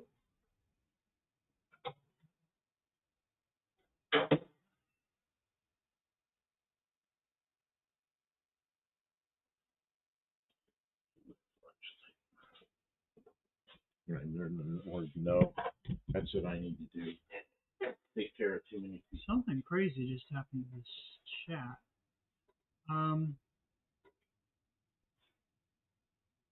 Shit. What the hell happened here? I feel like Dean is the only one that can straighten my life out. Dean Stevenson is here with his bike. Well, they may not let me go. Why's that? Because I got an auxiliary transmission cooler and I got rubber lines going to it. And they want hard lines. Hell with it. If I go there and they don't pass me because of that, I'll just park the car. It's not that important. Okay. More fun just to go there. If I can drive as much as I've driven this thing with those lines, it's more likely to have leaks if I mess with it. You know what I mean? Start messing with something like that, then you're going to create leaks. Mm-hmm.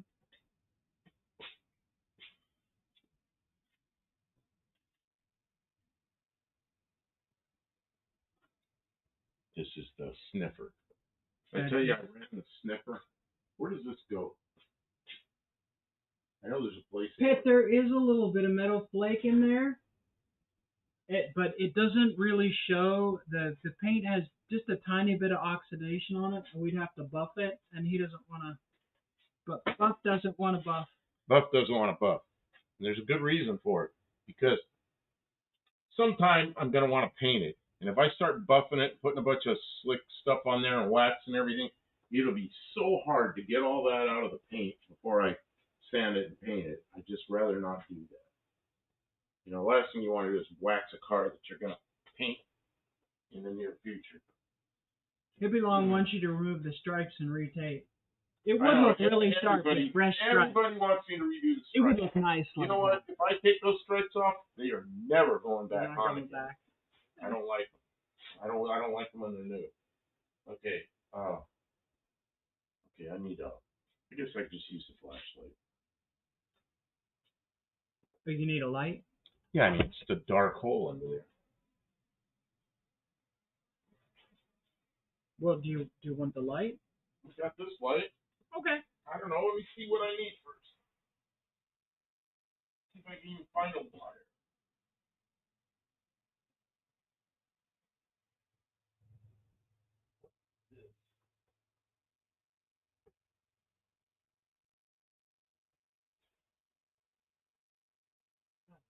I mean, random topics are one thing, but like there are some pretty divisive topics, and when you come in with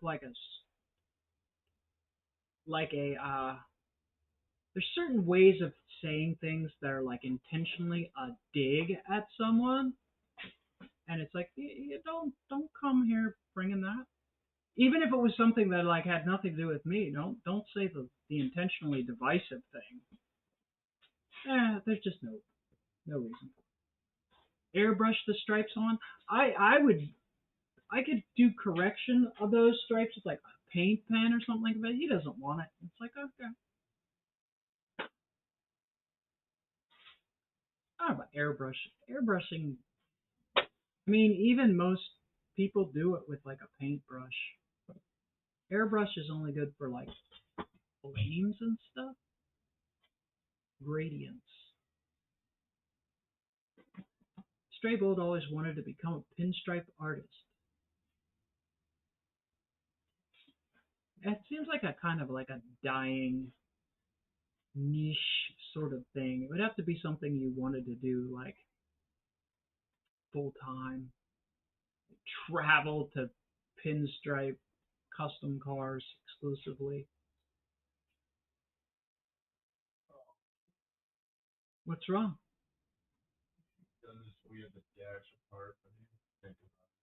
We did think about it, but we were in a hurry.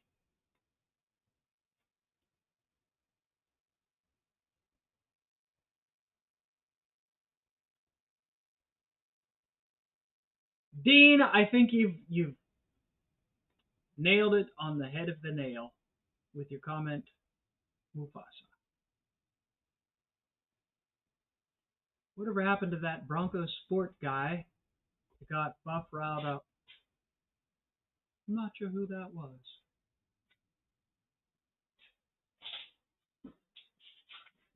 Stripes are a dying breed. Yeah, there's not many of them.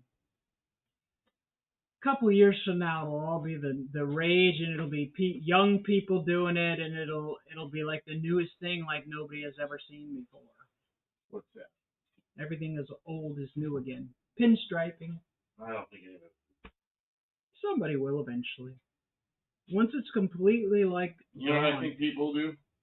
I think they'll be paying a subscription for their car, and when they go fly somewhere, they turn their car in and they pick up their subscription in another city. Then they get a different car, and they don't care. Only the rich are ever going to be able to do that anyways, though. I think everybody else. Regular people are always going to have to do regular things. We can't all be jet-setting influencers. Like me, of course. You could see me with my influencing with 47-year-old cars and junk Ford Bronco IIs. Bear Rose says if you get good at striping, you could be set for life. You don't just have to be good at striping. You also have to know the right people and be good with the right kind of people. Like you got to get in the right circle, which is sometimes the more important part. You don't even have to be very good at some things if you know the right people. But Dean has an accent. Dean's not as good of a striper because he has accent.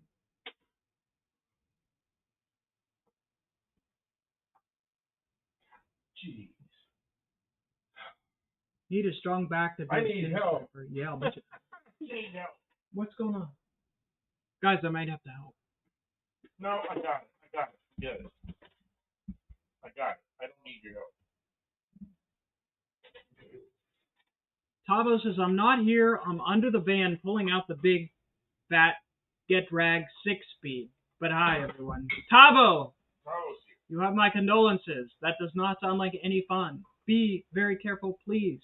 Please, please. That's right, Dean! The Bronco II is it's not fuel injected. It's Holly 1920 equipped. It's future proof. It is bug out certified. It is, it's good.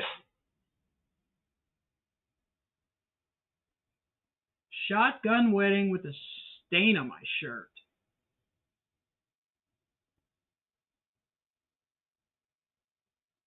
That's a crazy story, Pitt. Josh, if you live in an area with a lot of old cars, not just old cars, if you live in an area with a custom car culture that is thriving, and there's only, that's like not so many places in the world. Like I moved to Tennessee to chase after my dreams of being an automotive content creator or influencer or something. Like I don't have to be the main character. Like I don't even really want to be the main character, but that's how it is now. Everybody does their own thing and builds their own project, records their own video, edits their own stuff, has their own channel. Like everybody's so freaking independent. And if you try and work with someone or for someone, they have to be the superstar and they have to get all the money and all the attention and all the things. So then you have to be like a peon.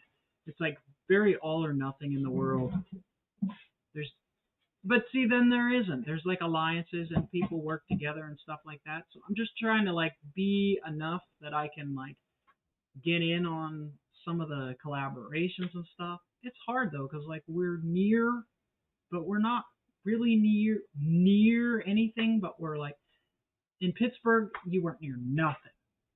Nothing. Nobody. Name some automotive content people from Pittsburgh. I don't think you can name one because I don't think there are any. Tyler says around my area we have a lot of old trucks. Farmers are still using 1970s trucks in mint condition. They only come out of the shed for a few weeks every year. That's cool. That's super cool. Gold foil is big dollars, says Kevin Smith. He's struggling. I'm a loser, baby. So, a bunch of people were throwing out lyrics there. I didn't even see them. I'm having a hard time reading chat tonight. It's moving fast. Sometimes it moves fast. You have 34 people in. Oh, that's why it's moving Got a lot so of people fast. in there. That's why. That's cool. Thanks everybody for being here and participating. I'm sorry if I'm missing chat. Who's from the Burg, Mike Murphy? Yes, I can. Eric the Car Guy. I've heard of Eric the Car Guy, but I didn't know him. I Says name you guys' favorite fast food chain, pizza chain, whatever. You know what? For a long time, it was Burger King. Oh, you ate a lot of Burger King. But then there's a couple others I like too. Nothing wrong with McDonald's, except I can't eat any of that stuff anymore. And of course, KFC. I didn't pay any attention to KFC for years, and then I started liking it. Don't know why. Guess I thought it was good. Kim, I might need some help here. Don't believe everything that you read. You get a parking violation and a maggot on your sleeve. What do you need? What are you trying to do first? Trying to find an electrical wire to tap into? I need a ground somewhere. Maybe see if you can ground that somewhere. Like what? Oh, maybe this thing or something. Well, I don't want to scratch through your paint. Okay, well there's a screw right What about there. these screws go into the... That's all that goes into plastic. No, they don't. They go into the metal of the dashboard. See if it... Plug it into the cigarette lighter. See if it... Nothing happens. Nothing. I don't have a cigarette lighter. Okay, let me grab... This has screws that go into this right here. Yeah, see what happens. See Let's see what I've got. Alright, let me get it ground. Well, I don't know if I've got a hot lead here. Well, you're doing too many things. We don't know if we have a ground and we don't know if we have a hot lead at the same time. How about I just get a ground? Positive, certified ground. Positive. Positive, negative.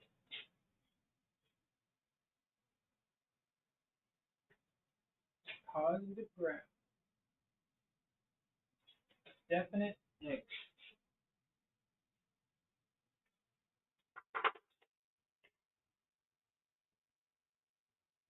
Okay, let's see what we've got.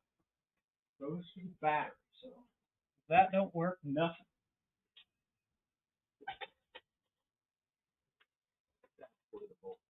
Okay. What is it?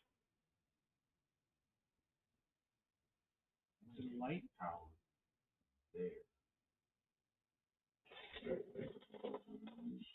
What if I just run you a wire through this little hole in the dash?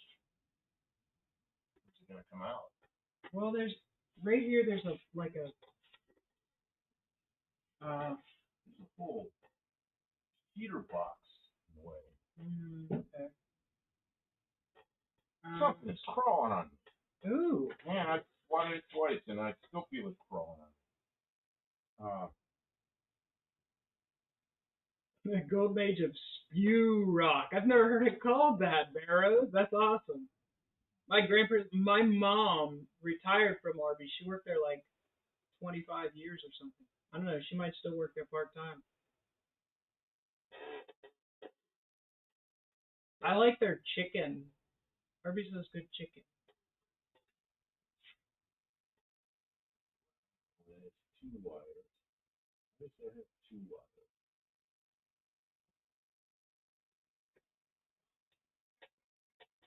I'm about to drill a hole. What if I run you something from your Use panel or something. Let me go to. I'm just trying to figure out what I'm doing here.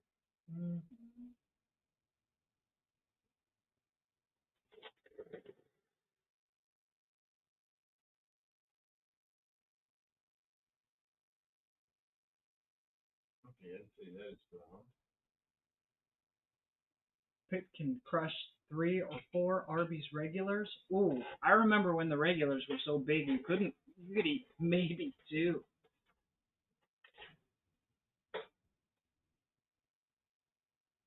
Buddy Carfano liked Pizza Hut as a kid. Oh, it's so greasy. You know they boil the crust in vegetable oil? Like they have that deep dish pan and they put like a bunch of oil in it. I know because I worked at a Pizza Hut for a while. I was a delivery driver. Boy, does that feed up your car. Okay, Faith goes to church every Sunday to pray to Jesus. That's awesome. Jesus is a good role model. Like, I don't know if all churches are great, but Jesus, like if you really read about Jesus, down to Jesus.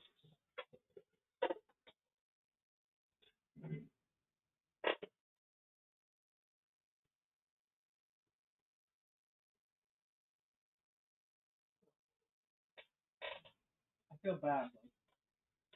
I don't know what I can do to help, though. I know that upsets you when I try and do things. This pad is not bolted down. If we just lifted it up, we could run a wire underneath that pad, and it'd be hidden. The dash pad. It's not even got a single screw in it. How are we going to get wire? I got this red wire. Oh, I've got wire. I want to run. Oh, you want to run that huge piece of wire? I was just going to get a hot lead here, but it's not working out very well. Oh, I see. Yeah. Because it's already hooked to something else. I don't want to cut wires where it's hooked to something else. No. Dean says it's a movie. I'm a driver, I'm a winner. What movie is it?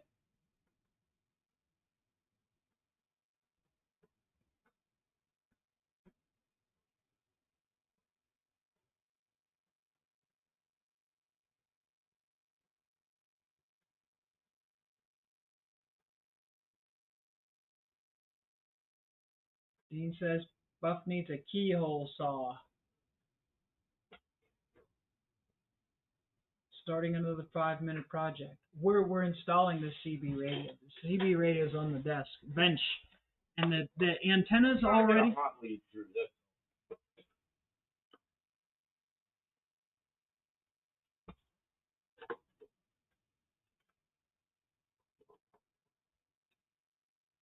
I think most of us can agree that McDonald's is like sort of the bottom tier fast food restaurant. You think so?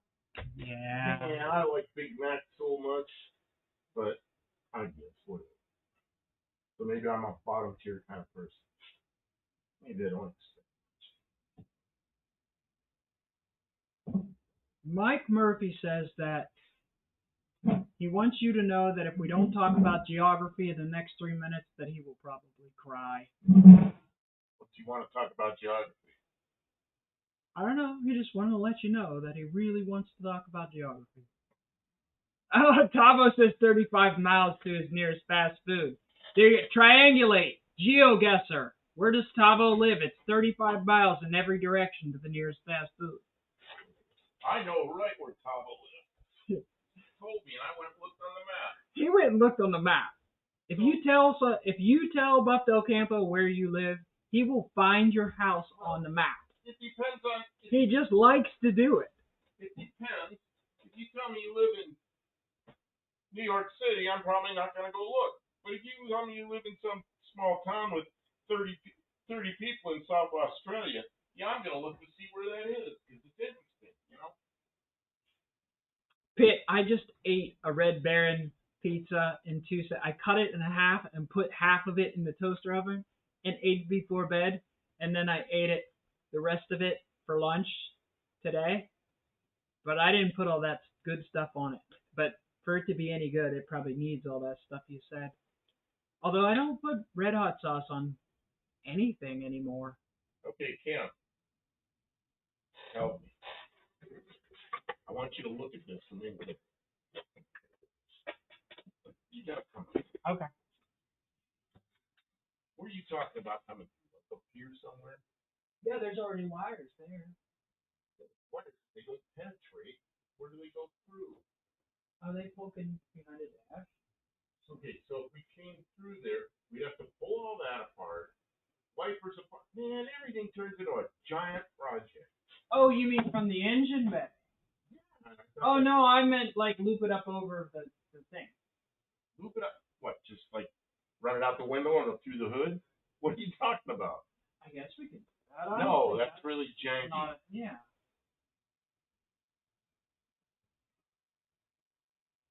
The hot lead I find is not. I don't know. It's weird. Like you resist talking to me about it, but then you tell me why an idea that I didn't have is bad. The idea you didn't have is bad. No, if you wanna, if there's a way to put it through here, but I look at it, what you're talking about probably means pulling the wipers, pulling No. We're not going to do. That's not what I was talking about at all. Okay, what are you I talking was about? saying if you wanted to bring something out of the fuse panel, instead of going underneath, we could just go up over the dash. If you want to come through the firewall, that's a different project that I hadn't investigated. That's not what I thought you meant. Okay. Yeah, if we could get from a hot lead from the fuse panel over to, I need to get it to the center of the car. Yeah, but as soon as I mentioned that, you said, well, I have wire I want to use, and that's this big heavy wire. You were up there. I thought you were meaning up there. Well, the other thing was, is you said you wanted to run this big heavy wire, but then you're saying you want to only run a 3-amp fuse. And that doesn't, the two things don't make any sense together. I don't understand that. Okay. Long-term project. If I have a heavy wire coming up here, I can hook all kinds of stuff to it. I see. But today, I need a CB radio. Okay. We're running out of time. Okay. So rather than run a big heavy wire up there and put a whole bunch of series of breakers for numerous projects, I just want a hot lead to the CB radio. Just a hot. All right. I had wire, but now it's moved. It's moved. Oh, there it is. There's the wire. And then we're going to need a ground as well, because. Okay. Well, yeah, there's ground wires. Where's the fuse box in this car? Right, just left the steering column. Under where fuse boxes always are, where you got to get down on your hands and knees and tip yourself upside down. It's just in a terrible spot. Yeah. Just like fuse boxes always in a terrible spot. Always in a terrible spot. They're always in a terrible spot.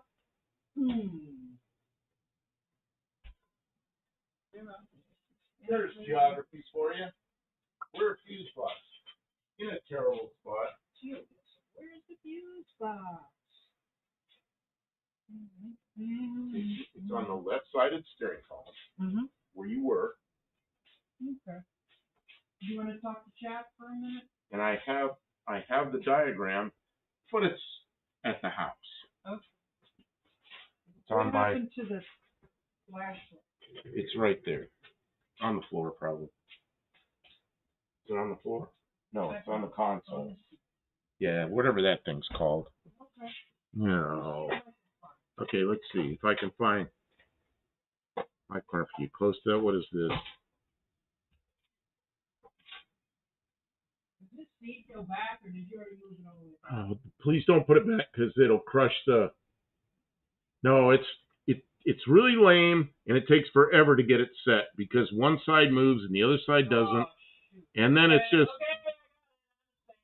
just becomes a mess. Yep, that's a problem. Probably because something is wrong. Did you find the fuse box? Yeah. Okay, and I don't remember. The fuse diagram is at the house, of course, and we're up here.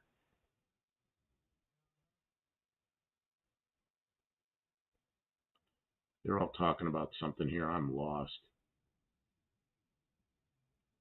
It says I got a new phone that I'm pretty stoked about. It's like a damaged job just figuring it.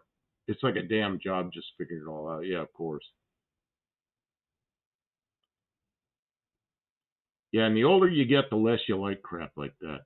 It used to be like 10, 15 years ago, I had to have the newest phone. Whatever the newest one was, I went out and got it on the first day. And now, man, I don't want to change phones. It's just, I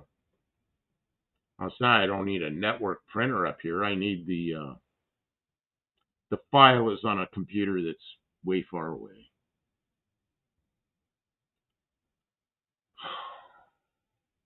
Kim, I could walk. Oh, Craig May's here. Hey, how you doing? Uh, I could go down to the house and get the diagram and bring it up. Well, you know where the fuse box is, but you don't know which fuse is which. Or do you? Does it say, or does it say on it? They're labeled? It says what they are right on the box. Oh, that's nice. Lighter, lamps, all this stuff. Well, Why? Is there a specific one you decide you want? well, I forget now. Well, because I wanted. What else is on the lighter? Wasn't there the horn? The horn and the. See, that's ridiculous. But I guess we could. Do you want it on keyed on, or do you want it always on? Well, the horn and the lighter are always on, aren't they? I don't know how it is on. Push the horn, see if it honks. No, it's the you push in on the lever. Okay, it's always on. Okay. So yeah, we could come from that one, the lighter and that would make sense to come from the lighter. So now I don't know where the wire for the lighter is because there's, somebody took that out long before I had the car. So I don't know where that wire is. It might be right about where we want it. I don't know. No, there was an ashtray taken out. Mexican Spec says, "Oh my God, a race car is in the shop." I don't know. Maybe it is. Maybe it isn't. Race car. Yeah, race car. So Mexican Spec is here. When did he come in? Welcome in, Mexican Spec. See, I was under the dash and Kim was up here. So when I came back up here, I have no idea who's been here and who hasn't been here.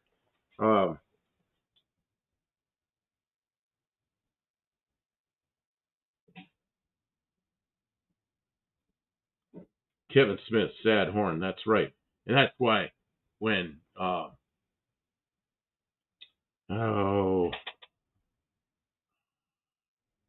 can't remember everybody's name. What the hell's wrong with me?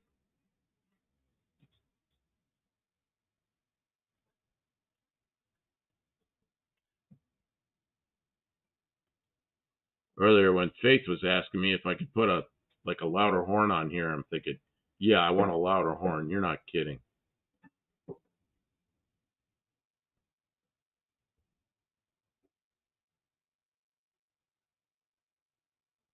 Yeah, Faith, you're right. I need a loud horn on this car because this is a wimpy horn. Anybody hears this, they're not going to get out of my way. They're going to laugh. They'll laugh. They're like, what is that sick sound? What is that sick sounding noise? Kevin Smith says, I'm kind of here. Kids these days need a big horn in the car. Show everybody how horny they are. Where's the wire for the cigarette? I don't know. I was kind of looking for that. And I wasn't having any luck. That's why I was under there with the meter, chasing wires, trying to find that wire. I found the radio wire.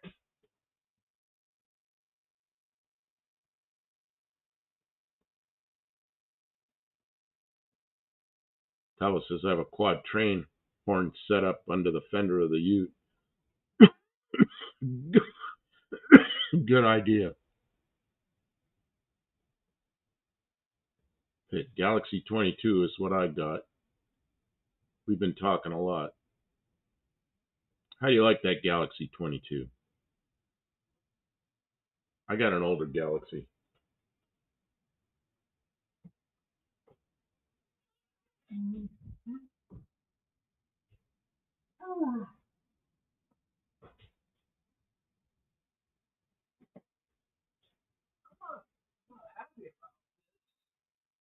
Hippie Long says, Buff, no need to get out of your way. No passing in future for old Zed Sled. You know what? Where I really need a horn is out the back. Because when I see somebody coming up behind me that's poking at their phone instead of looking where they're going and they crash into me, I want to lean on the horn out the back.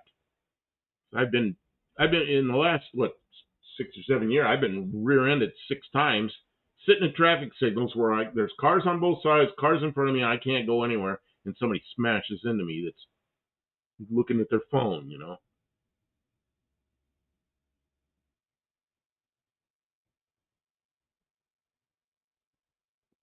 Dean Stevenson says, cash for phones like cash for clunkers or New Zealand's buyback automatic weapons. Jeez.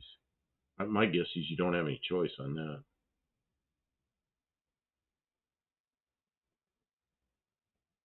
I can expect I rarely use the horn anyway. First you're honking at, get honked at all the time, so they ignore it. I hadn't thought about that. D-Man's here. Why there's always car honking around them. D-Man's here. Hello, Buff and Kim. Good to see you. Everybody, I'm late. Hey, D-Man, we liked your comment you made on the on Kim driving that thing.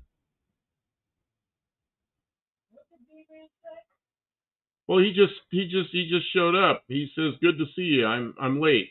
And I was just saying that we saw his comment on the. I know, but I don't remember what his comment was. Well, he said you were really, really smart. That's not exactly what he said, but that's basically what he meant. Oh my genius. That's not a fully automatic cell phone, officer.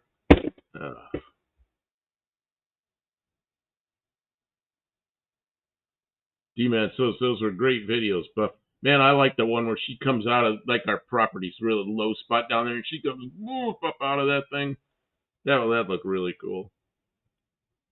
Yeah, people. That's a good one of me doing a big old roundabout in it coming up. And people said it wouldn't go with those big tires on it, but it's got 411 gears, so it doesn't have any problem going. Four low, it's 2 low gears. Oh, it's 4. It's got a 4 low. Okay, so when you put it in 4 low, it's really low. It's stupid low. I don't know what you would. It's like crawler gears. Crawler gears. That's what it's for.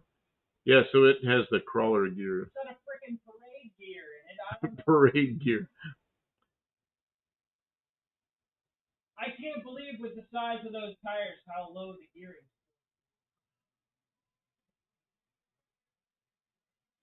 Pitt says, I put an electronic horn on my brother-in-law's C6500. I could dump anything to it via Bluetooth. Currently it plays I'm a Barbie Girl.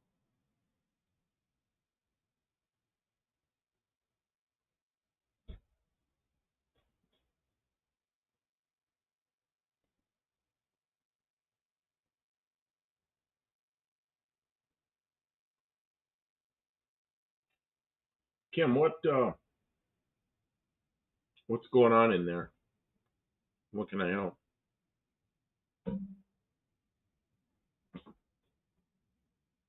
me sit up for a second. Let Yeah. the blood flow out of my Yeah, because all I see is you down there with your head underneath the dash. That's not fun. Okay, so I know which fuse I want to tap into, but I'm trying to figure out the simplest way to make a reasonable tap. Because there's a glass tube kind of fuses, so I don't know how to plug into that socket. And then the fuse panel, like I really don't know how to get access to the rear of it very. Yeah, you got to take the panel out. I don't know how to do that either. Faith says, Buff, what's your favorite thing to do outside? For years and years it was flying airplanes, but I don't fly airplanes anymore because I just don't. Got old, got expensive, all those kind of things, and well, I had jobs flying airplanes. So I don't know. I don't know. What's my favorite thing to do outside? Sadly, you don't go outside too much. I don't go outside a lot. Was what Kim Mow the says. grass.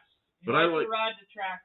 I like. Oh yeah, I like to mow. I like to get on the tractor, the garden tractor, and go out and mow the yard, which is several acres. He likes to survey the grounds, and while he's at it, he mows. I think that you would go out and ride around on the tractor even if you didn't need to mow. Hey, Mexican Spec just said something unusual here. He says, I'm 58. Well, the last time he told me how old he was 57, so I guess he had a birthday. Happy birthday, Mexican Spec. So we missed your birthday. Daniel Morrissey's here. Hi, it's Dan from Petaluma. Talked to Inspector Bruce today. He was here. He might still be in here. Inspector Bruce has been in here for a while tonight.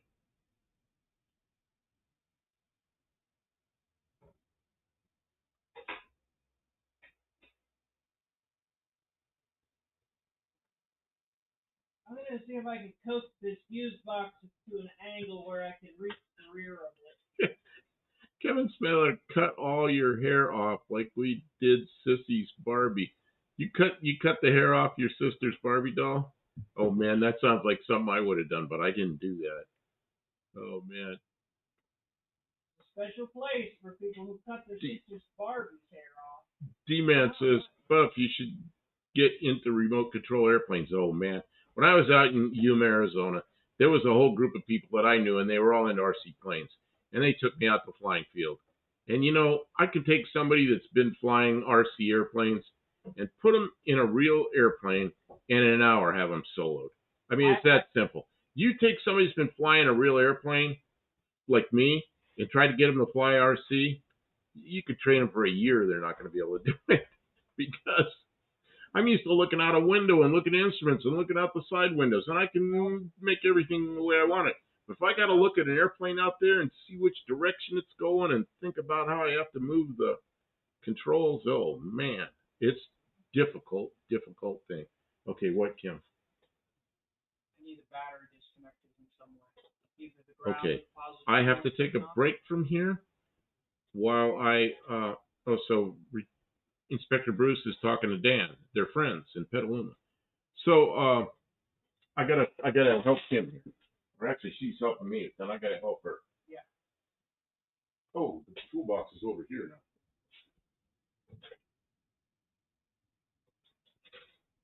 I really like space-wise having the toolbox there, but it was kind of nice on the other spot. Well, you know what it is that I forget we've moved it, and then I start walking to where it was. As long as the car isn't too big, it's great right where it is. But when you have something that's long, kind of gets in the way. But it's nice as far as for the studio to have the car out of the way. Battery's disconnected. Okay, good. I'm gonna try and wiggle the fuse box out of the dash so I can flip it over and look at it. I didn't want to do that while it was plugged in because I didn't want to mistakenly short circuit. Understood. So moving forward, it looks like that's a doer too. Like I think that's gonna work, or else I couldn't have asked. Okay. I think I Tavo says a 58 Mexican Spec is young. Mexican Spec says 60 is the new 30. I don't know about 60. Man, I'm starting to feel like 71 is the new 81. I don't know what happened to me in the last 3 years. Everything slowed down and, little medical issues and, oh my God. Retirement's tough. Retirement is tough. It's harder than most people. Retirement is a bitch. Unless you have a good retirement from somewhere, man, it's difficult. Yeah, it would have helped if you had a good pension instead of layers. See, D-Man, birthday cakes have so many candles they look like prairie fire. Yeah. Or they start giving you one that represents 10. And then it's still too many.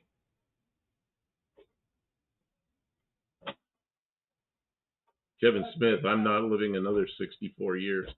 Oh boy, once you get it out, it actually has got you got. Oh, you got it out already? I got lots of room now. Once you get it out of the spot, it's like it opens. Barry Coot is asking Mexican Spec if he's got any gray hair. You know what? The way Mexican Spec's voice sounds, my guess his hair is dark.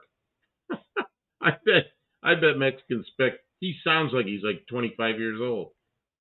Man, it's one of those guys that sounds young.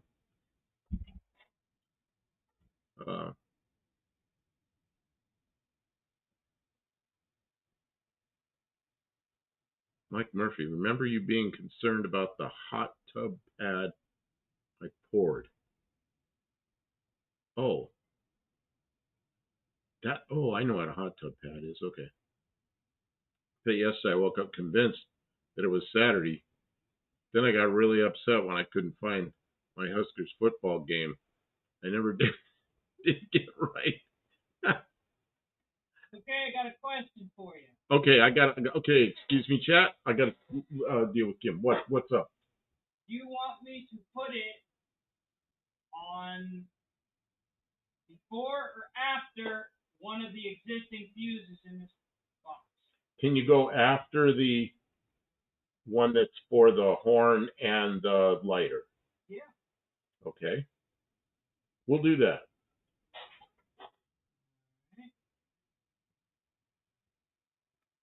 D-Man, use some Grecian formula. Man, there was some stuff I used to. Oh, I know what it was. It was called Just for Men, because my hair was still dark when my beard started turning. It was all mixed up, part gray. And I had a full beard, and I just kept doing that and doing that and doing it. But it wasn't a real long beard. It's about as long as this. So I just kept doing that and doing that. And pretty soon the roots come out really fast. So I got to, I was like painting my beard every other day. And I was married at the time, and my wife goes, just stop that. Stop putting that stuff in your hair. Just let it change color. And I quit putting that stuff in. Like in a week, I was completely gray. Man. Well, because I've been putting it in so long, I didn't know my hair had turned gray. Yeah. I got gray roots, so terrible. Let's see what's this. Craig Knight says 66 Nova. It's like a Nova. Can hardly move my bike around the shed these days. 66. No. I don't know what that means. So are you 66? Let's see. Next spec. I haven't had a job since '88. My retirement will be when nobody buys another car. Yeah, that's because your job is selling cars. You're still working. Man.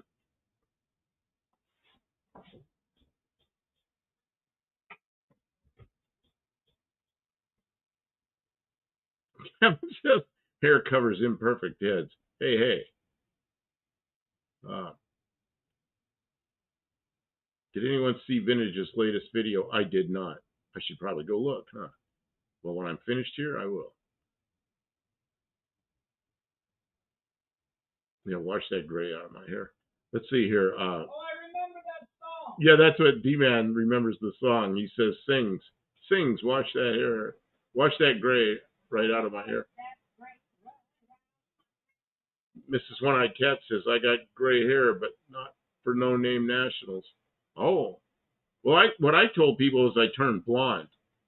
But it's probably not really blonde. It's gray. Mexican Spec says, every time my beard comes back, it has more gray. Yeah, that's what happened to me. Yeah, Kim says, don't tell people it's blonde, it's gray. Well, maybe I should color it blonde. You could. I could do it. It looks silly, but I know a guy that did that, but then he died. I don't think it had anything. One did not have anything to do with it. Yeah, it probably didn't have anything to do with it. Yeah, because he had dark hair and blonde hair all mixed up, but he had a mustache like this. You know who that was? No. That was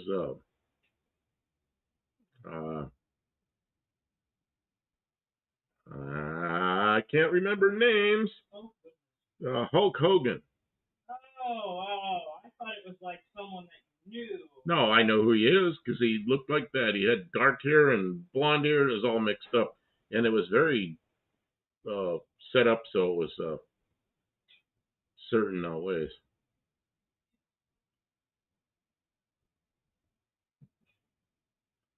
See, Mexican Spec says Tanner on Vintage has very long hair.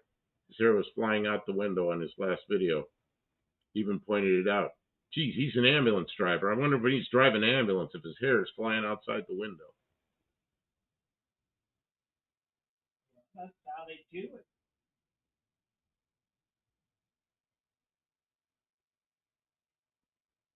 it. Barrow says, when I turned 14, I decided to grow my hair out. He says, I'm 54 now and it's almost all grown out. See, you've been doing that for all those years. For 40 years?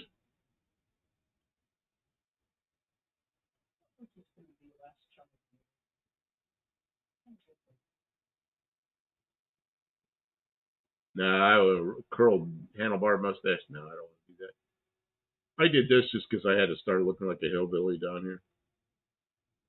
Yeah, Daniel Morse. Yeah, Hulk Hogan's mustache. What's that, Kim?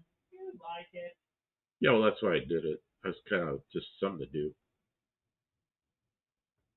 You know who it was? I cut the beard off, but I didn't want to cut everything off, so I left this. And then that's when what's his name from Paul Senior. Yeah, Paul Senior. Orange County Choppers. Orange County Choppers. So I tried to do that, but it's his is really big and thick. Mine just won't do that. Yeah, the father on American Chopper, Paul Senior. Yep, Paul Senior.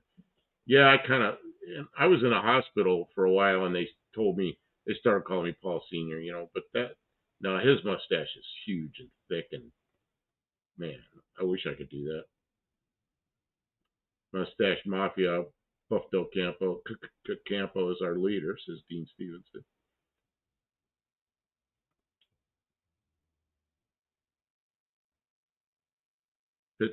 Pitt says, my beer, it's my titty.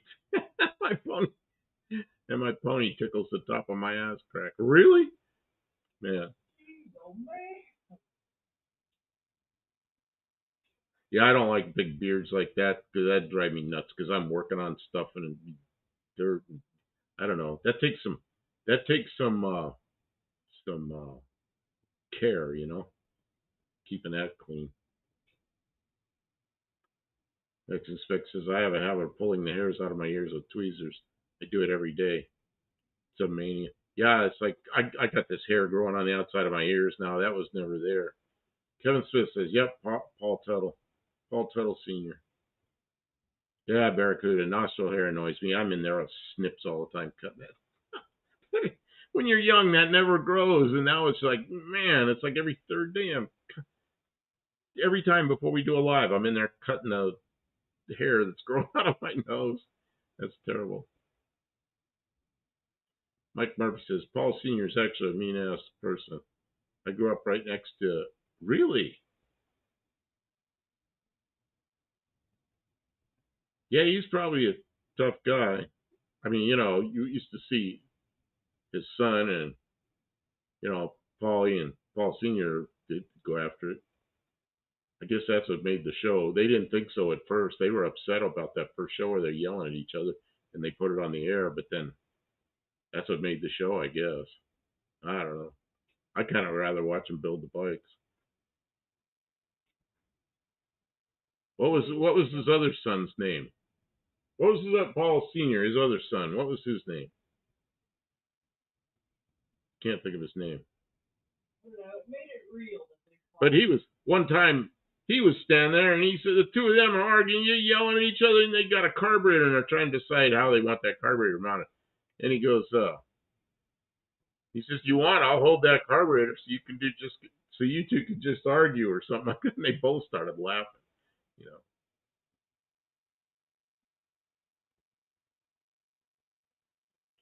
Pitt says, I did whack my pony about 7 years ago for the UNMC Cancer Ward. Really? That's interesting. Yeah, Mikey. You're right.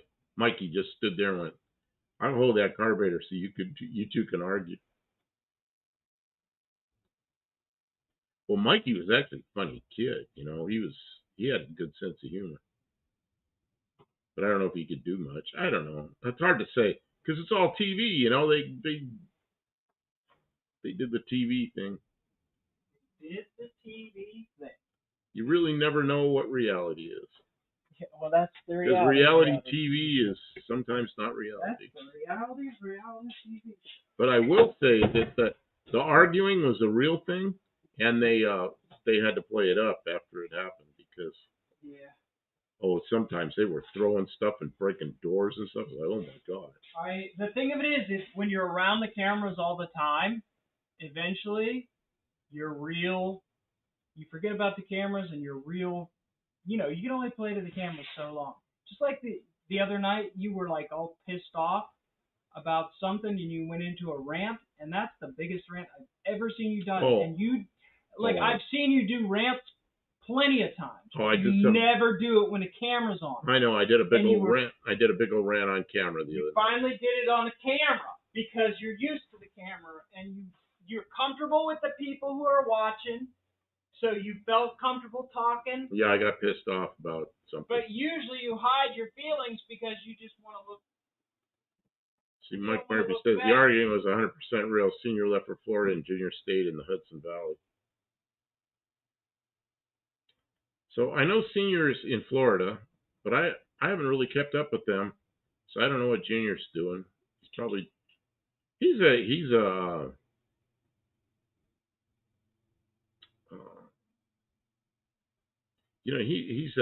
kind of an artist, and he'll do well with something. I guess I would think so. Here's cat. My cat. I put the cat at the beginning. My cat. Unfortunately, I won't be able to make it again this year. They put a time off for he's at work the rest of the month. What the hell? Can't just tell him it's No Name Nationals. Tell him no.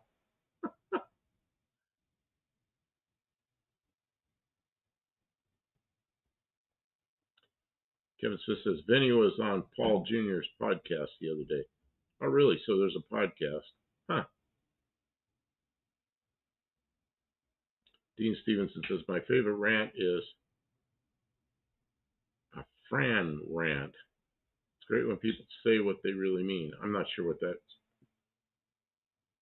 Oh, yeah, I don't know if you were here Tuesday night. Yeah, I really got upset.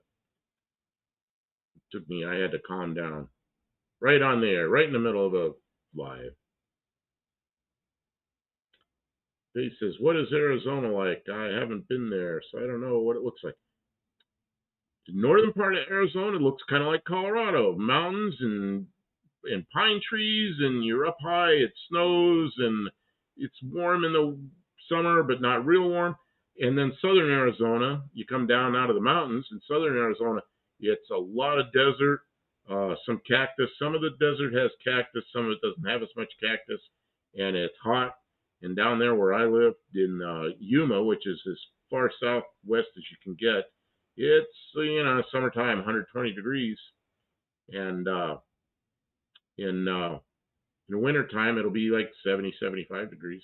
So it's a real pleasant place if you don't mind the heat. But everything's air conditioned, so you just dart from one air conditioned place to another, unless you like to be outside a lot. D-Man said, how is that pepperoni and onion sandwich? Oh, Lila, that's so good. Do you know why? Oh, I know why, because I almost made you take that out, but I thought, what the hell, I'll leave it. It's far enough in the video that the only people I knew would watch it was our regular people, and they might get a kick out of that. So, I took a hamburger bun, the small, cheapest hamburger bun you can get. They're not very big. They're like this. And I put mayonnaise on it, and I cut up raw onion, like a big slice of onion like this, kind of thin, put it on there, and I put a bunch of pepperoni on it, and sometimes some lettuce, too, if I have any. Who said that? Man, that's good. Who said that? Yeah, I don't know. It's really, the chat's just flying, so I'm going to have to scroll back. Whoever said that gets 2 points for the reference. That's awesome. You know they watched. You You know what I mean? Like, you would not see that unless you were watching that video. I'm sorry that video was not the most entertaining, guys. The next one coming out kicks butt, though. That was D-Man. He's already completely scrolled by, but I found it. Thank you, D-Man. You get 2 points. D-Man gets 2 points. The next video is even cool. Is way better than the one on brakes. She said this video wasn't very good, but it was okay. Mike Murphy says their bar is still abandoned in Newburgh, New York. Newburgh, that's where my mother lived there during World War II. Let's see here. This is scrolling by. I'm sorry I'm missing a whole lot of this. Josh Homan, he means Fran Blanche out of Philadelphia. She is a science YouTuber. Oh, okay. I don't know who that is. I don't watch that. Is that Fran Lab? I don't know. Yeah, it could be. Somebody YouTube. Let's see, because trying to think of who that is. It's I know the name. So it says that sandwich sounds so good. It is, man. You know the bad thing about that sandwich, I eat it too fast. Then I want another one. I shouldn't be eating any bread. I'll eat another one. And then I want a third one. And it's like, no, I got to stop, you know. And then if I eat a couple of them, then I don't feel real good. That's what happens when I come up to the shop and I can't watch it and he starts eating sandwiches. Hawaiian buns, says Pitt. Oh man, my gosh, those are good. I love those things. But man, they give me heartburn so much. Daniel Morrissey, forget Orange County choppers. I will watch you both, hands down. Really? Oh, thank you. Oh yeah, here it is. Dean Stevens. It says Fran Lab is A and B sound technician. Oh, audio and visual sound technician who repairs feedback pedals. My favorite channel, except for this one and UTG's. Well, thank you. Stray Bolt says some oil and vinegar and salt and pepper would be good on that sandwich. Yeah, you know, I'm not a big oil and vinegar kind of person on a sandwich, although sometimes I like it. Oh no, you would like that. Bear Rose. Okay, Kim, we got to turn on the Studebaker here. Kim is normally the person that dances. Oh, she got out of the car to dance. Well, Bear Rose, thank you. I took this out of the fuse box and opened up the crimp so I can add another wire. So I'm doing it like real. Okay. I'm not just messing around. Yeah, see those Hawaiian buns are really good, but man, they'll set my esophagus on fire, and I don't know why. I just can't eat them. There's two things to that. What's the hamburger fast food place that has the square hamburgers? Oh, you can barely see the lights. Yeah, those damn things. Are they White Castle? That's stupid things. You're all broken! I get dizzy! Okay. Thanks, Mexican Spec. So, Dean Stevens says, I'm kind of liberal that way. I don't know what he was talking about. Thank you for the super chat. I just gave. Okay, I'm not sure what that was about.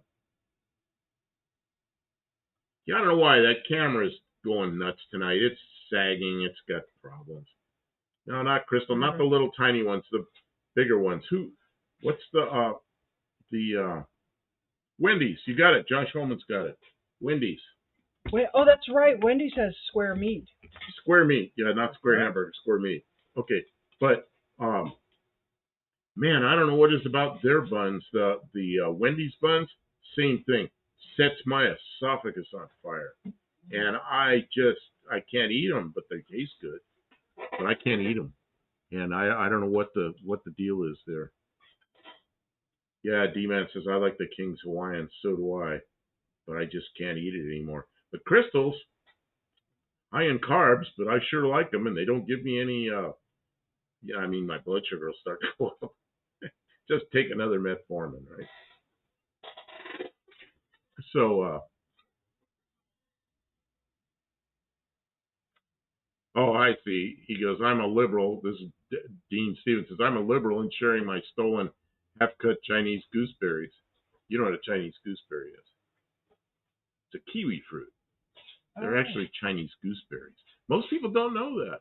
Oh, God, does that feel good? Let's see.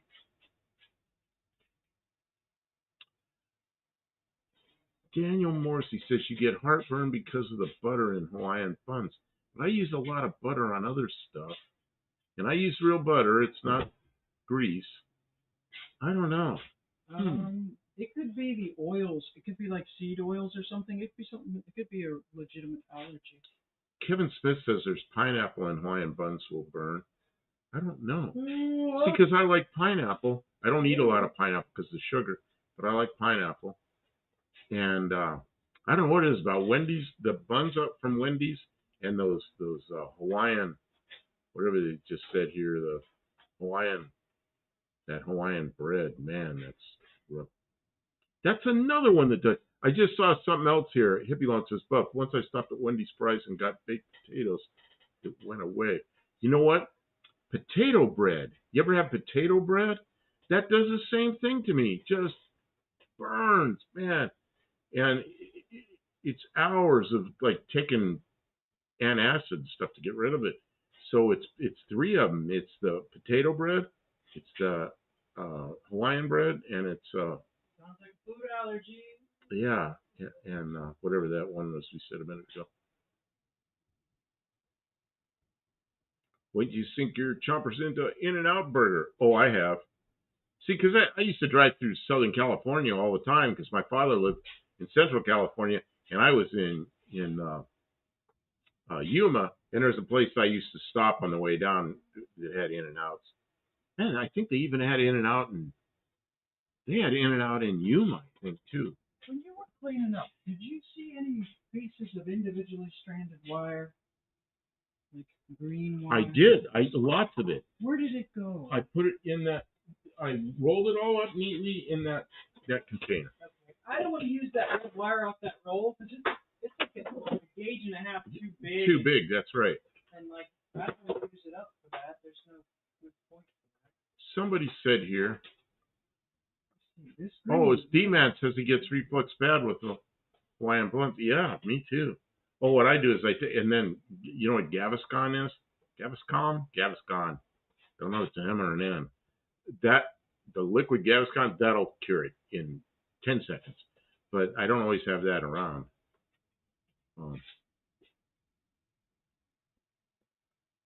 X says there's a place in Culiacan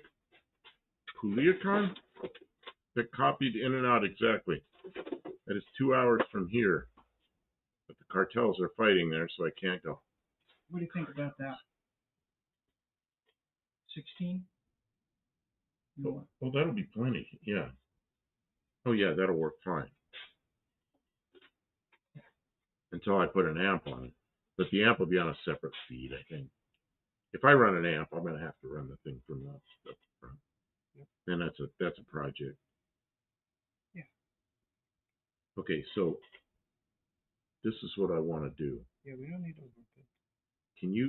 There's a piece of wire in there. Okay. It's like a little harness about this long. It's yellow and black. Yeah. Can you get that? And I'll show it to you how that works.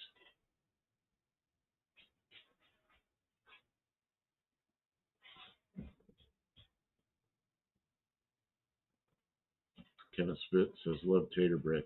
Man, I love potato bread, but I cannot eat it. Okay, I got to help Kim here for a second. This thing doesn't roll. I'll split this, or you can split it. Yellow is hot. Black is brown. Maybe it's brown. Dark one's brown. This one's hot, and this will lead up to the CD when this is already set up for. Okay. I'm not that far here. But okay, but I wanted you to know what this is. It's not just some lame piece of wire. I already figured that part out. I saw it on the radio earlier. Oh, okay. Thank you. Let's see here. Barry Cuda says, I've heard the Tennessee cuisine is possum innards, owl soup, hawk eggs, and things like that. I've never seen that. It's not on the menu. What is really different for Tennessee? What did you have that day at the restaurant? Chicken and waffles. Chicken and waffles. I think that's something that's Southern thing, but I'm not sure. Kim had that. Another thing that's Southern, not necessarily Tennessee, is shrimp and grits. I love shrimp and grits, but it's got a lot of carbs, so I got to be careful with that. And there's other food from South, but mostly we don't eat that stuff. Daniel Marcy, the butter changes at high temp in cooking makes most people heartburn worse, really. Because I cook in butter, but I really keep the heat low. When I'm frying something, it's more like, what do they call it? Sauteing, where you keep the heat really low. Like when I'm cooking like alligator. Oh, there we go. Here we go in the South. When I'm cooking alligator, I keep it the heat really low, but I do it usually in butter, and it's pretty good. Kevin Smith, pork fat rules. Yeah, pork fat can be good. Okay, it's going by so fast. I missed some. Mike Murphy, Rocky Mountain oysters. No. I'm not into that at all. Never have been. Never will be. Dean Stevens says tripe. I don't know anything about that either. Vex Suspect chicken and waffles is a Watts type place thing. It's a Watts type place thing. Dean Stevens says, or haggis. What is haggis? Haggis is some kind of British food, isn't it? Or Mexico says, oh, I see. Say Watts or Compton. What I've seen at Compton is they got an airport there that's really got a newer industrial complex and everything. Things might be better there. I'm not sure, but I've noticed businesses there, so I don't know. Stray Bullet, chicken and waffles is more of a ghetto cuisine. Man, where we went, it wasn't. It was expensive. It was a really nice place. Kevin Smith, 70-year-old grunt when Buff gets up. Sounds familiar. Oh yeah, grunt when I get up. He forgets to hide it. What did I grunt when I got up? Sorry. You don't even try to hide it anymore.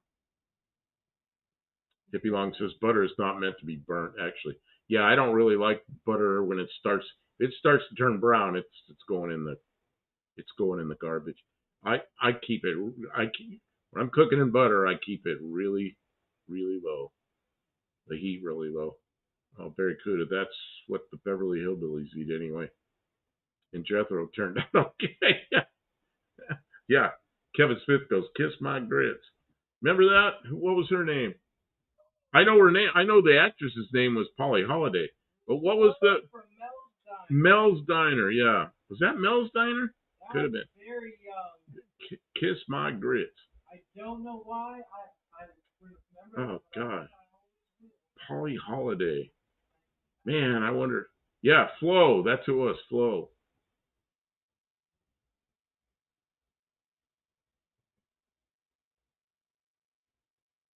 Something about somebody exactly. He was bused straight out of Compton to my high school. Okay, I don't know what that's about because I missed it. It belonged. Our odd PA thing was Scrapple. What is Scrapple? Oh, I remember. She goes, I remember Scrapple. Yeah, but I never ate Scrapple. I forget what it is. Josh Holman says haggis is Scottish, and no, you wouldn't want to eat it. When I was in England, they took me out to stuff. We went to breakfast one morning, and we got these like blood sausages or something. And it's like, yeah, I don't know. I guess it was okay. Haggis is some kind of internal. Very good. It says Lucy was from Compton. Kevin Smith, tripe is as bad as it sounds. Yeah, I don't want to. I just see it, and it's like, no. Dean Stevens, except me, I love haggis and tripe, but it's cheap cuts, seasoned. You know what I get? The cheap cuts I get is I just look in the meat counter and I find the stuff that's on the last day that's marked down. Man, I grab that stuff. Oh, Flo. That's who was there, Flo? Huh. Like liver. Oh, and liver. I like liver and onions a lot, but we don't have it very often. But Kim made it one night, and it was. Remember that when you made that liver? Oh yeah. Yeah, it was really good. Yeah, I did make it. Turned out. And it was cheap. And it was good. It is. Yep. The only thing we got to be careful when there's cheap, marked down meat on the in the store, because I tend to buy too much, and then we got to eat it quickly. You just can't eat that much meat quickly. So then I got to freeze it. And, yeah, I don't know. I don't know. I guess Kim doesn't like to freeze the meat. I like to freeze the meat. I mean, I don't like to buy a bunch of extra meat just to freeze. Like, just buy frozen. Kevin says hot butter is ghee. Isn't ghee what's left over when they make? What is that? I didn't think that was hot butter. Maybe it is. Something when they left over from something else. I don't remember what it was. It says, I eat it all. If mama or grandma fixes it, I'm going to eat it, period. Yep. Hippie One says, everything but the oink is scrapple.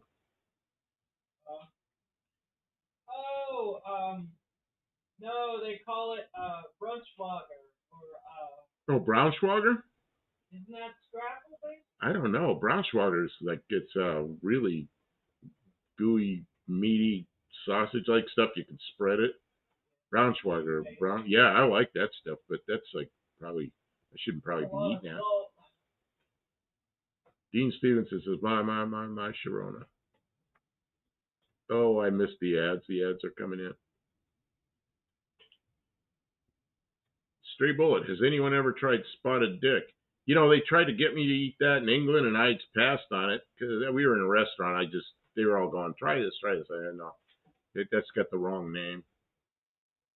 But I forget what it was, because I've looked at that, how to make spotted dick on some YouTube channel, and I decided that I didn't eat it while I was there.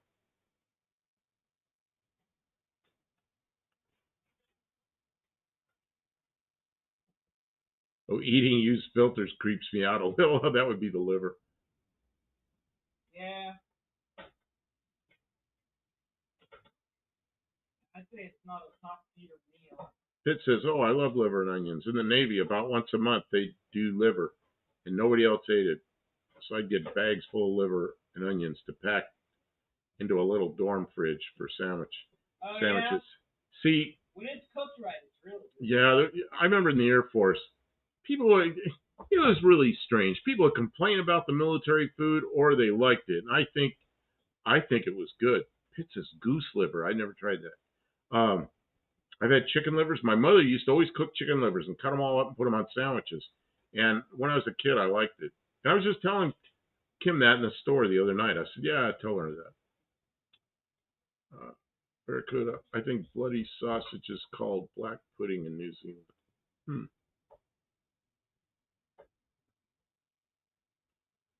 Stribula says, ice is dead to me. We don't speak to each other. And for Cupra, car sold by Fiat. Oh, so Mexican Spec got an ad. Okay. 2 points. Kim said 2 points. I repeated. Daniel Morrissey, I'm so happy Inspector Bruce told me about you and Kim, and you both have the greatest show. So awesome. Thank you, sir. We enjoy having you here. I mean, we'd be here doing this anyway, except I'd probably be helping her more. Tuesday night's probably a little more entertaining, but at least... Well, there are two different shows. Tuesday night, we show all the pictures. And Thursday and Saturday nights, we're in the shop. We just turn this on, All right. Oh, Pitt says goose liver is Braunschweiger, Pup. Oh, I didn't know that, so I do like it. Haha, didn't know that. Had no idea. That's goose liver? I didn't. Kevin Smith says, no dick for me. That's it. Yeah, it's like spotted dick. I don't remember what it is. It was like, I don't remember what the spots were, but that's what the British called it. It's just, and Dean Stevenson says spotted dick, LOL. Pitt says liver sandwiches and bilge wine. Bilge wine. Is that what they make on an onboard ship? Buddy Carfano, my grandmother would eat pig's feet. We see that in the store here all the time. Pickled pig's feet, yeah. Mexican spec goose liver is pate. You know, I like pate.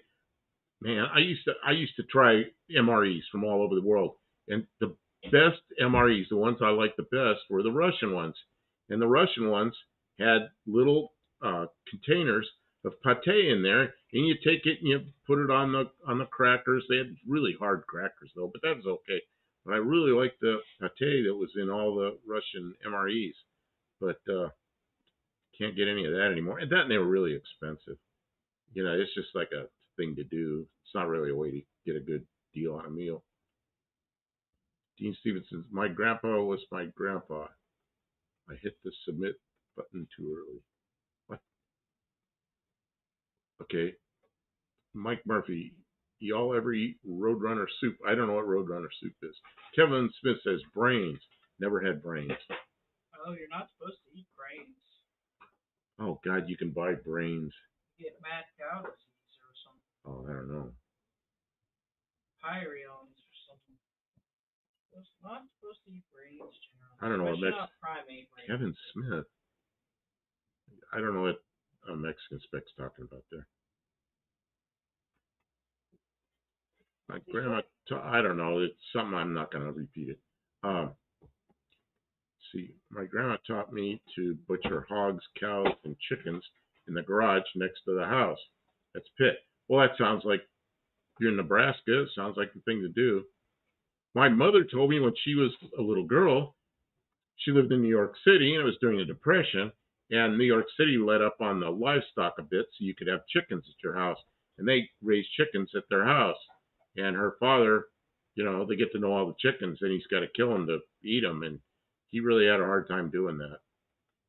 He really had a hard time butchering the chickens. But they had to eat.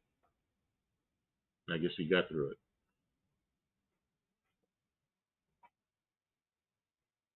Mexican Spec says, I'm the most boring eater you will find. Burn. Pitt says, I love rice pudding. Straight bullet, Canadian MREs are pretty solid. I don't think I've ever had a Canadian MRE.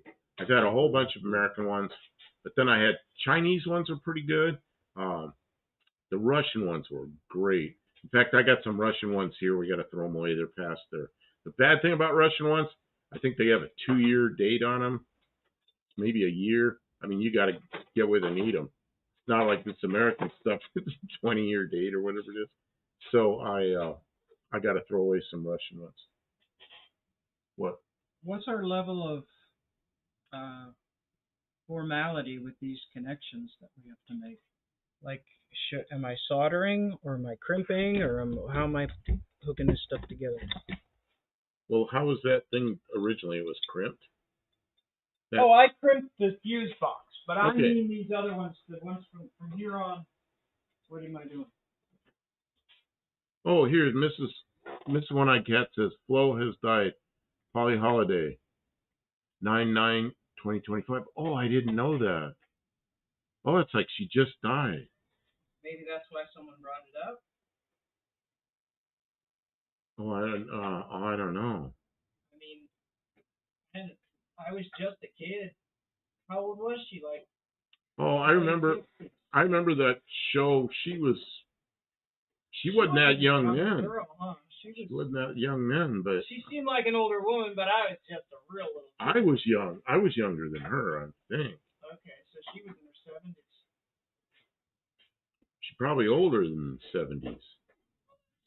Hey, Mrs. One-Eyed Cat, you know how old she was when she passed? The only thing I really remember was there was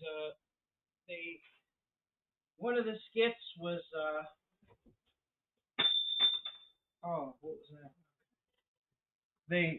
She got a diamond, and they wanted to see if it was real, so they cut a hole in the window, the front door.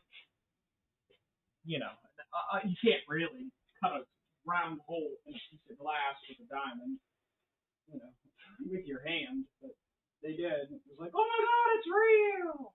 And I don't remember anything else about it. Oh, she was the perfect person for that show, you know, for that part. I just remember that it was on. I really don't remember any of it. You know, it's just a situation comedy kind of thing. Frank Zappa said drinking too much beer causes martial law. Man, I watched Alice when I was in my teens in reruns. Yeah, that's what it was, Alice. Oh, the name of the show was Alice? Yeah, I think so. Yeah, because was it it Mel's played Diner? Mel's Was it Diner. Mel's Diner? And Mel, yeah, and well, yeah, as Was Flo the oh, insurance lady? Mike Murphy looked it up. Right? Polly was 88. Yeah, so she was 17 years older than me. Stray Bullet says the Chinese have bare bones MREs. I don't know. I thought they were pretty good. Lawrence Gene Castleberry. That's right. And I kept thinking, see, there's an airport I used to stop out. It was a private airport in Texas, the Castleberry Ranch, and I always went by that airport. And one time there was a big old thunderstorm, and I didn't have anywhere to go. I couldn't run from it. I couldn't do anything. It's like, man, I got to land. And I landed at that Castleberry Ranch, and I always, every time I thought of her, I thought about that runway, and now I remember why. It was Florence and Castleberry. Wow. She was born in 1937. Yeah, Kevin Smith, the reason it was brought up is because he said kiss my grits, because we were talking about grits. And that's why it came up. Oh, I thought maybe that was why he brought it up. It's because he had heard of the past. Daniel Morrissey says, typical MRE main Russian dish called kasha. Yeah, kasha's porridge. It's usually got, what's the grain they eat? I can't think of it. With meat, canned meat, like beef and pork and pate. Yep. Yeah, you must know. It sounds like you've had one of those. Yeah. Oh, man, my throat's starting to go. What is that stuff they make their kasha out of? The porridge. What is that stuff? My dead brain. I can't remember anything. Can't remember names of stuff. It's a cereal. It's a little tiny. We used to have bags of it around here. Really? I don't remember seeing any bags of grain. See, Stray Bullet says Chinese MRE almost killed Steve 1989. Well, he eats some really crazy stuff. I watched that guy eat meat that was over 100 years old. Man.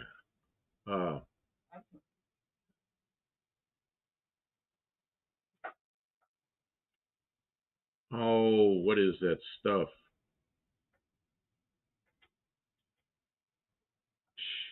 It's just a grain that they make. Yeah, Roscosmos. No, it's not oatmeal. It's something they don't eat a lot in the U.S. I mean, you can get it here, but I'll look it up and see if I can find it real quick. Oh, make the chat. Because it's make them do it. Make them do it. Russian grain. Popular common Russian grain. Buckwheat. It's buckwheat. And buckwheat, we can get it here, but not a lot. But then buckwheat to make the kurosawa. In Russia. Remember kurosawa pillow? What? Kurosawa pillow. That's buckwheat, huh? I don't know. Daniel Morrissey says buckwheat. D-Man says buckwheat. They all get Dean Stevens says buck wild. Okay, so yeah, but I mean, I don't know. They said it after I did, but maybe they typed it in before I said it. They typed it, so it counts. Yeah. So what are you gonna give him? 3 points? Kim wants to give you each 3 points. Give him 3 points. You typed in buckwheat. Heck, if you type in buckwheat now, after the fact, I'll give you 3 points. Well, Mexican Spec just did that. Well, then you get it, Mexican Spec. It counts. Giving you the point. Pitt says bilge wine, bug juice, powder yeast, 5 pounds of sugar, all thrown in. It scrolled by. I got to back up. Man, this is rolling too fast. Okay. in an Emerald bucket, an evaporator descaling agent. We have put up deck plates, hide them underneath for weeks and months. Oh, what people do to get alcohol. Yep, gotta have you built wine. Homemade wine. Mexican Spec says, I remember him, Buckwheat, the real and fake.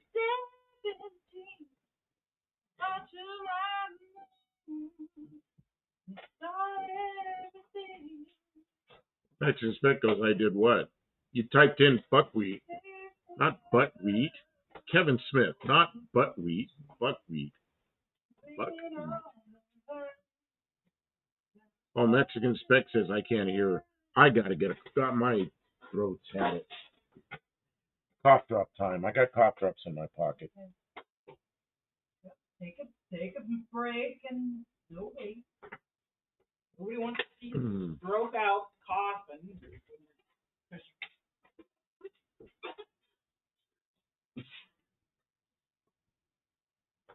Who was the fake buckwheat? Does anybody remember? Oh, my voice is gone. But we said okay. Even Kim's in there saying okay. Everybody's going okay. Okay. Really? It'd be long. I watched interviews with Russian POWs. The meals are good, but they're not getting them. Oh, yeah, stuff's rampant. Yeah, there are probably more of them coming here than going there. Somebody can sell them. I remember getting Russian space food. In fact, I sent a bunch of Russian space food to Steve 1989, and he thanked me for it, but then I don't think he ever did anything with it.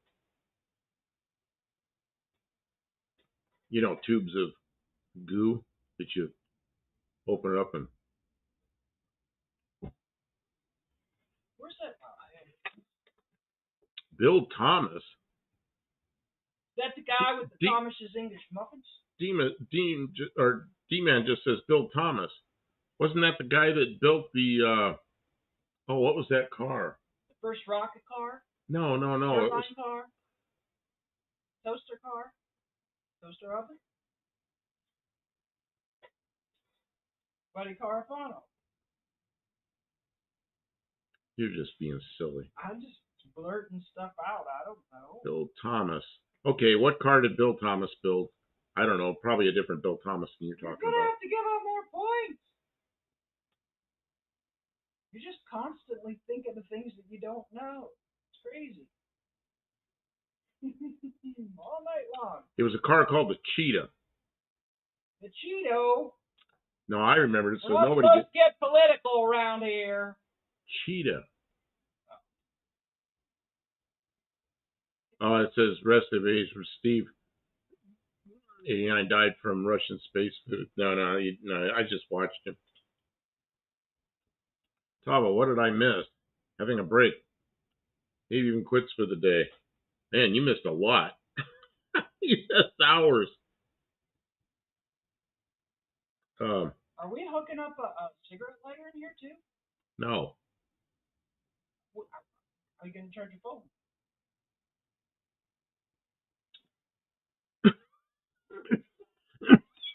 You want to put these in? I cleaned them all up and made them so they work. But I don't have any plugins for this. I don't have any cigarette lighter gizmos. So I don't know what the hell I'm doing that for. Yeah, no, we're not going to do that. Not now. No, that thing plugs into a USB. No, it plugs into a USB. Just a standard rectangular USB, whatever that's called. I don't have any connection for that in here. You know, not a USB-C or USB, any of those other funny ones. It's just a USB. I guess maybe I have a thing that'll plug into a cigarette lighter that's a USB. Yeah, the Cheetah was a competitor of the Cobra. Man, it was a really weird car. It was really short in the back and long hood. It was like the Chevrolet version of the Cobra. Yeah, and then somebody started remaking them about 6 or 7 years ago, but he only built like 5 or 6 of them. Quit. They were building them in Phoenix, and then I don't know what's happened. Who owns the rights to that car or anything?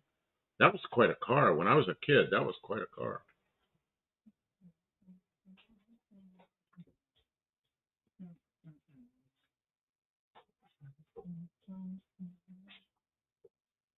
Daniel Morrissey, 63 to 66, Cheetah was built.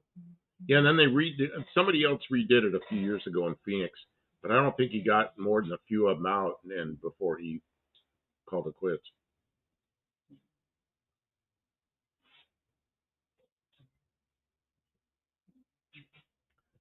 What is this? Dean says if mice and cats interact, the mice get integrated into cats. Barnum. Eventually, if the cat's hungry, cat's not hungry, So they'll just play with them. Why are you asking these questions, Kim? So their decisions have to be made. Yeah, before I connect this, I want to, look it up. How are you gonna hook that up? How are you gonna make that thing I made hook up to that thing? Oh, where'd you get that nasty? That's the cigarette. That's the lighter you just gave me. Oh, you took it out of its case. Yeah, you don't want that awful case, do you? I was just gonna have this on a just hanging out. Yeah.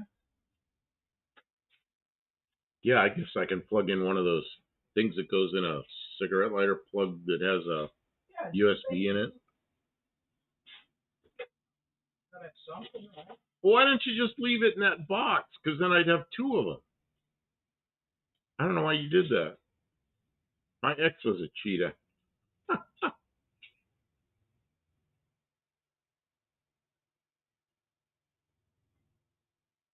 Dean Stevens says, Tri-Bugger Industries, the maker of rack and pinion steering gear for Australian cars. I don't know what that is. What? I kind of wanted that thing. I could just set it there. That box. The way you talked about it, I didn't think. But now you all dewired it. I didn't. It took like about 10 seconds. Oh, well, it was like 2 into 1 and everything. Can you put that back real quick or what? Or is that not possible? I don't know. Kim, I'm not paying attention to what you're doing. I'm paying attention to this. But then when I saw you taking it apart, I was like, wow, why'd you take it apart? I think I can do it.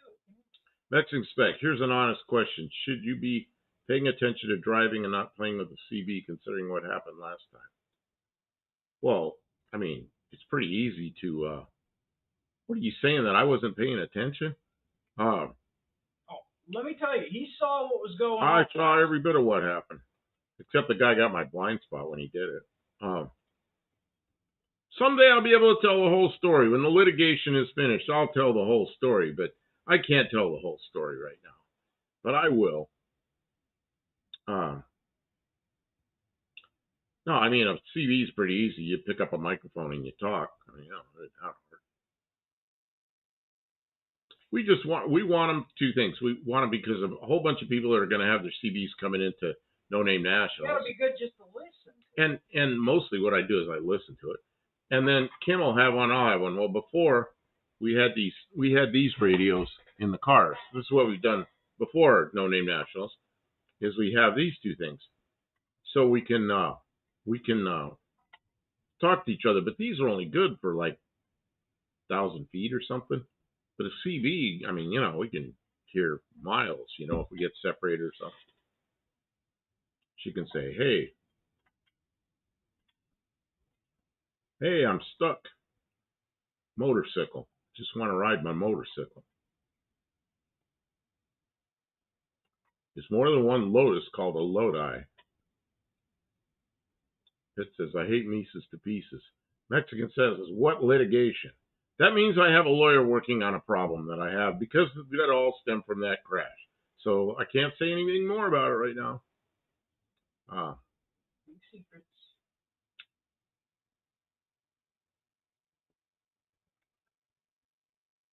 Oh, this says a Sunbeam Tiger would be cool.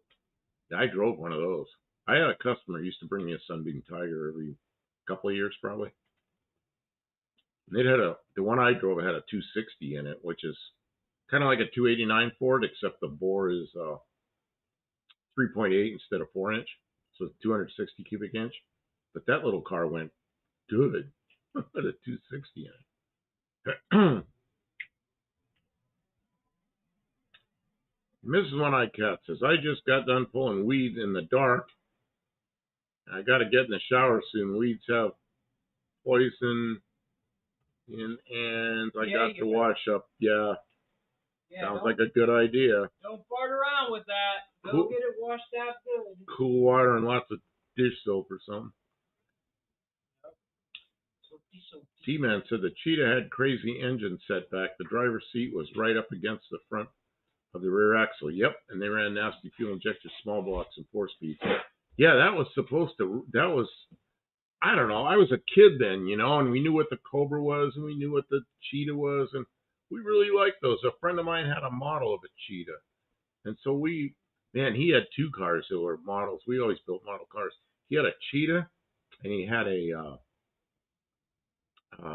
Studebaker Avanti, and those were 2 models that not everybody had. When I was a kid, they taught us that cheetahs never win.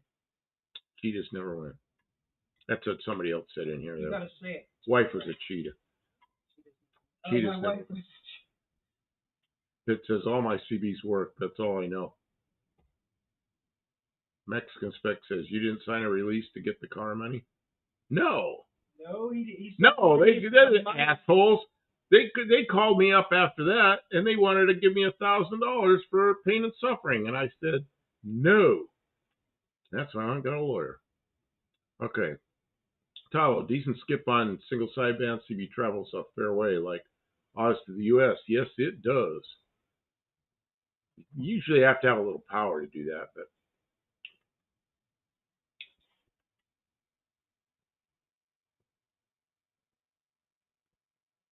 Daniel Morrissey says, my buddy has a Lotus 7 and races it. Man, that's the only car I drove, a Lotus 7 one time, right-hand drive, and the guy got it from England. He came in and it didn't have a cap on the radiator. You had to fill it with a hose and then put the hose on. So it just built up pressure. So I made a surge tank for it, did a nice job on it and everything. Then I went and delivered it to him. And I could put my hand flat on the road. If I just lean a little bit, I could put my hand flat on the street when I was stopped at a stoplight. That's how low it was. That was a pretty cool car. Man, that was like, I drove that thing. That was like in the 78 or 79. Man, that was a long time ago. It says, I felt so dumb installing a new CB, like fixing a typewriter. But we got to have them around the mines. Well, you know what? I like them just because it's something I used to do, and I kind of like reliving my childhood or something. I don't know. But there's a guy that does lives once, or he will be back to it once the summer's over. But 390 Wagon Master, and he still does some. Still does some videos. But he got me interested in it again, and and there's several people going to No Name Nationals. They'll have them, so we'll probably talk on them around there. I don't know. If you want them, make sure you got it. Dean Stevenson says, "Wise, Buckdale Campo." You never know. It might be the last year that anybody bothers with the CBs at No Name Nationals. So we're gonna go and we're gonna try and enjoy ourselves. Kevin Smith says, after poison ivy, you should wash with isopropyl alcohol. You know what? I've got some special soap that's for that, but I don't know how good it is.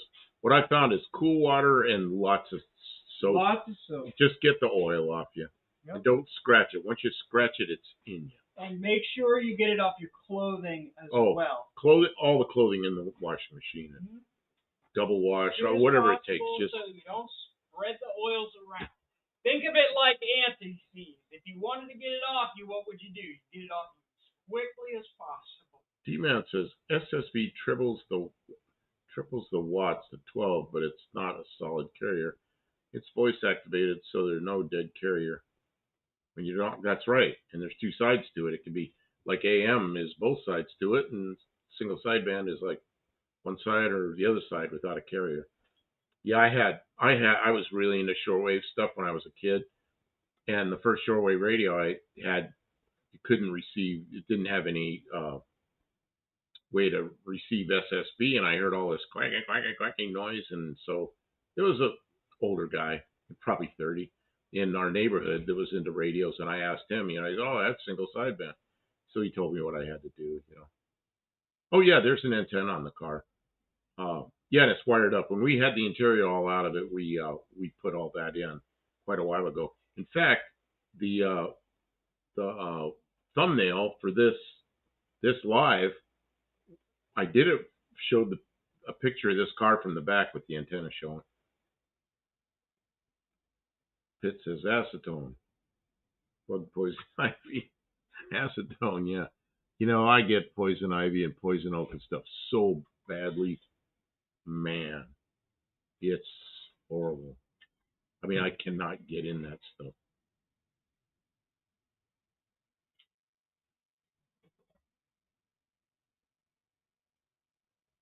I bet you it's buffer. Poison ivy doesn't mess with me, but my brother-in-law breaks out even if he sees it. That's how I am. If I get near that stuff, I get it. If I get near it, it's like, oh, I better go wash. I wash everything. And we got it all over in the property. I know where it is, and I stay away from it.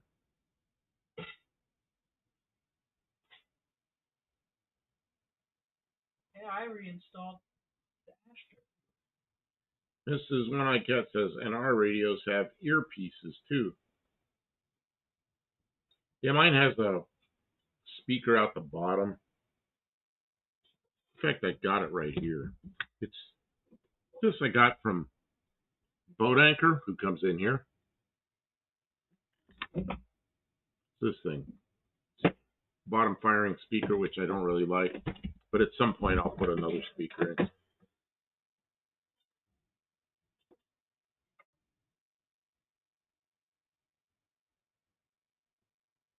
What's my handle, Buff? Man, I don't want to say what I used to use, but I don't know. I'll probably go down the road Buff and Kim. I don't know. But on sideband on the 979, UDX 979 or just 979, UDX being a club that is out of Utah. So anyway, 979 on single sideband. Slimo says Poison Ivy. Slimo, good evening. Haven't seen you yet in here, so welcome. Hey, hi. D-Man says nice one. Yeah, and this is sideband radio. I roped myself into wiring this up. Hey, guess what?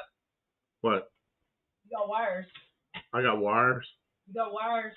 How'd you hook those wires, the yellow one to the red one? Tape. Tape. Twisted it and taped it. You just twisted it and taped it? Yeah, because that'll be the exposed part under the dash. So I'll have to, that when I do it all permanently, I'll yeah, because it's a temporary setup. I mean, I've got it taped, and then what I did is I taped the individual wires, and then I taped the hot and the ground together. So they shouldn't be pulling on each other. So that's your method of what do they call it? Using up as much tape as possible. Yeah. Whatever. Okay, so oh, what's going on here? Poison Ivy, nice one. I wonder if Kiwi knows about the moose. It's here. Pit. My CB handle used to be Super Dave. And the Great White Wonder Wiener. Super Dave! My 74 Nova. Man, I love those old Novas. That from 68 through 72, and then even the 73 and 4. But that 68 through 72 Novas. And especially the one I like out of that whole bunch isn't even a Nova. It's a 74 GTO, which I could have bought one of those in 74, and I was a dumbass, and I didn't buy one. Yeah, but you would have sold it in between then and well, now. I bought a car I liked anyway. You bought a car, that's right. D-Man says, Whiskey Papa back in the day, WP2. 216. Got your graders all with you, Papa? Mexican Spec says you have to know what to call yourself. You have a week. I'll probably be Buck Del Campo. I don't know. My CB handle, Hippie Long says my CB handle is Mr. Breeze. Well, for a while in the 90s, I was Hacksaw, but that's all gone. And then before that, I didn't want to say when I was a kid, is stupid handle. All right. What do we do with the antenna? Did you find it already? Do you know where it is? Or do you want The antenna? Oh, there it is. Yeah, it's already there. We already wound it up there. All right, you want to hand me that? I'll plug it in, I guess, because you're not doing it. Well, I can do this. I mean, you were helping me, and then you helped me so All right, much well, that go I'm doing it. That you're doing it. Okay, so you're gonna take care of this. No, go ahead. Shiny Heiny, what's this? No, go ahead. You this way you can see what I did. Yeah, I can see what you did. Now I can waddle over. Now you can critique my work. Well, you did all the work. Here, you must have Not got all the hot work. while you were in here. Not all the work. Did you get hot while you were in here? No, why? This is a jacket. Isn't it? Oh, yeah, I did. I got overheated because I was working so hard. Well, here, take your coat, Kim. Huh? Okay, thank you. Oh, I can't roll over there. It's too hard to roll. I can't roll. The rolling is hard. I can hardly roll. Oh my gosh, the rolling. It's so rolly. It's not as roll. Oh my God, this looks like hell. I'm not my handle anymore. That's right. You can't do that still. So you just pick what fits. So Kim, You don't want to get too stuck with something for too long. It's just a phase. so both these cigarette lighter things are gonna work. Uh-huh.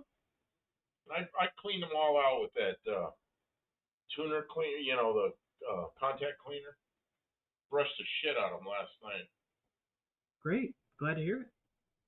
Man, there's a lot of wiring here, but that's all right. It'll get me through the week or weekend, whatever it is. Oh, D-Man told you all the stuff. Spokes down all the way, noise blanker on, RF gain up all the way, clarifier at 12 o'clock. Clarifier. Miss Beck asks why you had a jacket on, Kim. The building I was in before I came here was freezing cold, and I sat there for an hour and a half, and I was chilled, and I needed to put this on. The weather here is very mild at night now. It was almost 90 today, but it's much cooler out there now.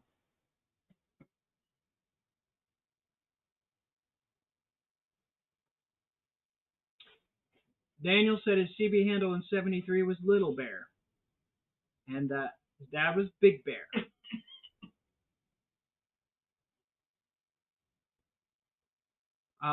Pitt says classmates would bug their shit up, and we'd hear Super Dave and Drunk Greg SOS. Wasn't William Smith also a CC rider? I don't know who that is.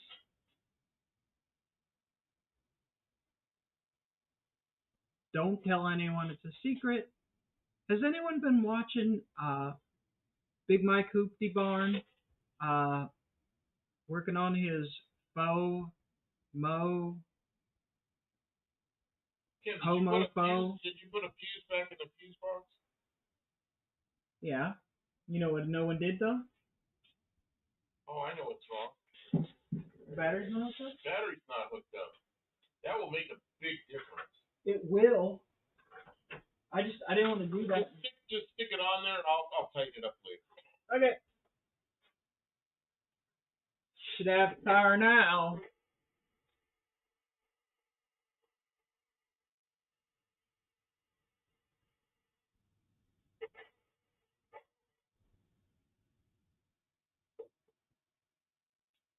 D-Man was Terminator on the AM band and WP216 on SSB.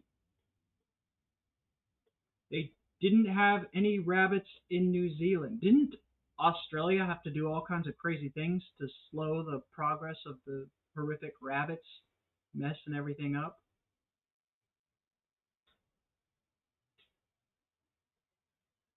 We have rabbits, bunny rabbits. There's some by the pool, and there's some down by the fence line by the driveway. Um, Kevin says it's 48 degrees in Akron right now, using the furnace already. Oh my God. That's terrible. It comes quick. That's terrible. Mexican Spec says it's still 82 at 11 p.m. Yeah, you'll have that when you're closer to the equator. Of course, inside we're not going to hear anybody. No, not inside this So building. you know what we got to do next? Go take a ride? Well, no, I mean, after I get the car out tomorrow, I'll put an SWR meter on it, check it. But we got to get power to somewhere on yours and hook up a CB. I've got several of them. I've got one with a cigarette lighter plug. Yeah. So I'll just give you that one. I got all kind of wire hanging out of my dash. I just have to pick one that's alternator current. Will be good.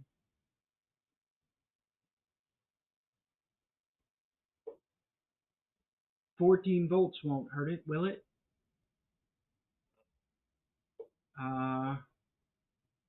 Pitt says it'll be 90 plus tomorrow. It's 70-ish there now. We're doing the weather report, guys. If you didn't get this by now.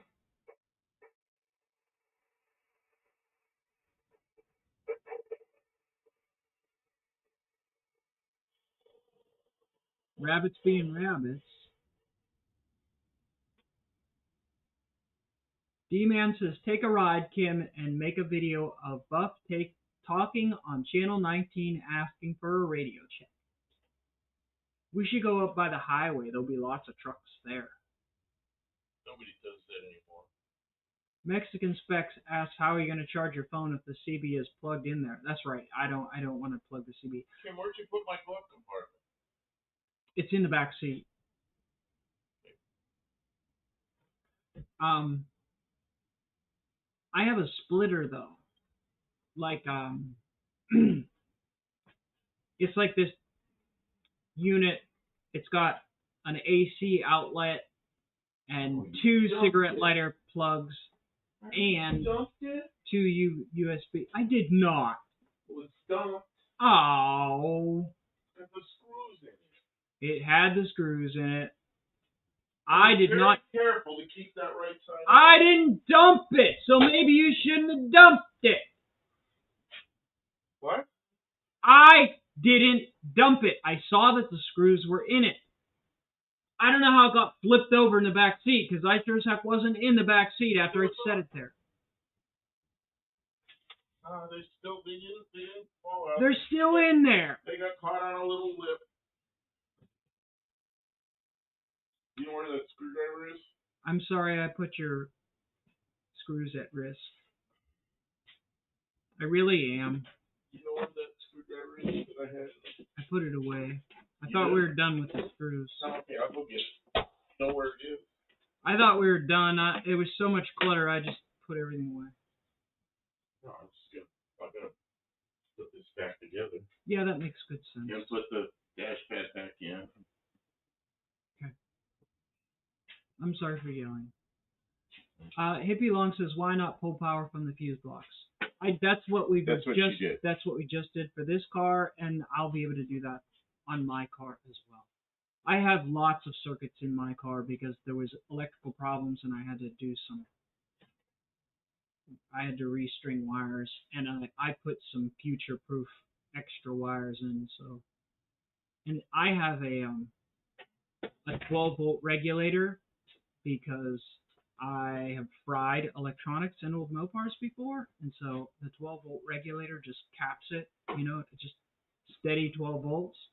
And I ran that to the battery, so I also have that under the dash. So sorry for the yelling, folks.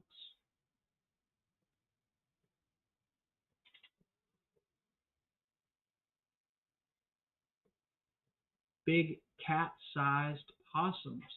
D-Man, we got possums way bigger than cats. Barracuda says we also have gutter snipes. Dang. What? Gutter snipes. What's a gutter snipe? You know. No, I don't. That's okay. Tell you about it later. A falcon tried to grab my little Yorkie yesterday, says Kevin Smith. Yikes. Yeah? Yeah? And they'll swoop in real quiet like. You won't know they're coming.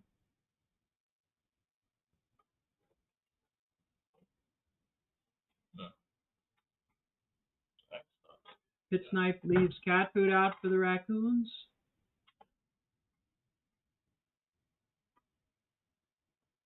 Tommy Hamlin's doing the dishes. Good job, Tom. Get your project or get your chores done while we just chew the fat. Jubber jubber jubber. Jub jub jub jub jub jub jub jub jub. Sorry about the camera, guys. It's on the droop mode. That little tripod it's sitting on is feeling sad. What is it doing it again?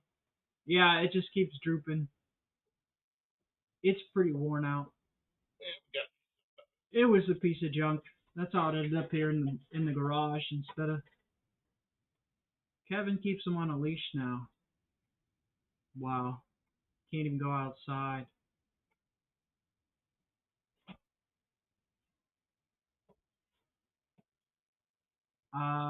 Pitt says last month there were at least 6 huge bald eagles circling our property. I was seriously concerned that one of our little dogs would get caught. Yeah, what they'll do is they'll hunt as a group over an area and just like snatch up all the little rodents and such, and then they'll move on, and you won't see them back till next year. That's what I'm afraid happened to our cat. Maybe. Could have been. Bald eagles are big, scary. I mean, they're very majestic but they're big, scary birds of prey. They're like flying dinosaurs. If you've never seen a large bird like that up close, like a turkey, they're horrifying. I mean, they're really like scary, like horror movie stuff.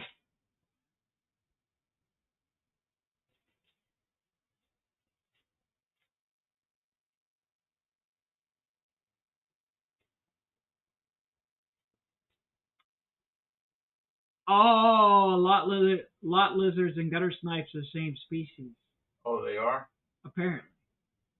I know what a lot is. Okay. Man. All right. Keep it to the level of innuendo, and I don't think we'll get in any trouble. So, I mean, if there weren't people out there looking, then there wouldn't be, there's 2 sides of that coin. So,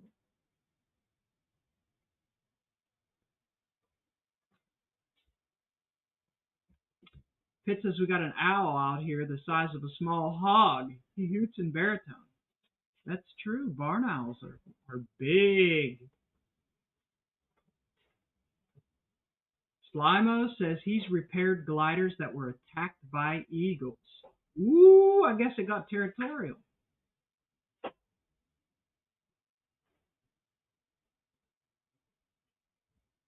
They are huge and ugly.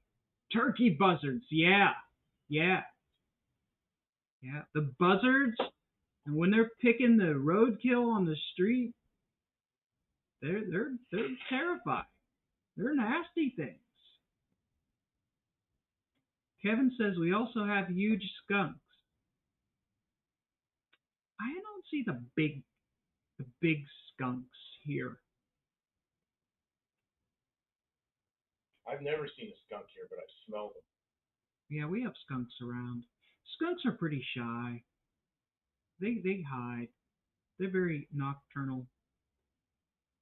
Okay, Kim, there was a thing in here, a container with some screws in it. You know what happened to it? Yeah, it's on the floor right by your foot. I don't see it. No, like on the actual floor. outside of the car. Oh, you took it out. I didn't want to crush it. No, I was it's okay. moving around a No, lot. I just want to know where it is because I got a two screw. Hippie Long says bald eagles are big, but pelicans are bigger. Yeah, but don't. Yeah, I'll bet you pelicans are horrifying. An angry pelican. Yeah, yeah. I retract my initial thought, which was that eagles are meaner looking, but pelicans are probably pretty mean. Dean says I asked a historical. Oh no, Tommy says Dean, I asked a historian friend of mine years ago why the Romans never came to Ireland. He said the Roman coins were found here, so they did come and have a look. And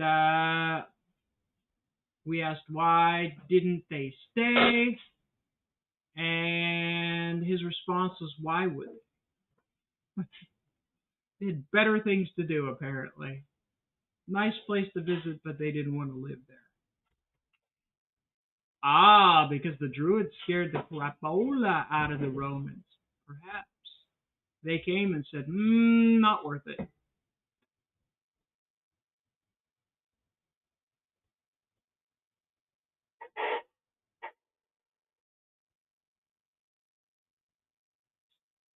Pavo says the kid's mother has a small cat-sized dog.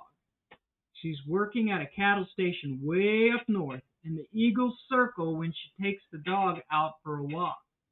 Ooh, you do not want to walk away from that small animal. Wendy's going to head out. Who's heading out? Miss One-Eyed Cat. Ah, yeah, it's late back there. Yeah, and we're going on and on, so thanks for hanging out. It's good to hear from you. Wish Don our best. Hopefully his transmission line comes and he can get that put together ASAP. Work, work, work. Enjoy your vacation. Get some sleep.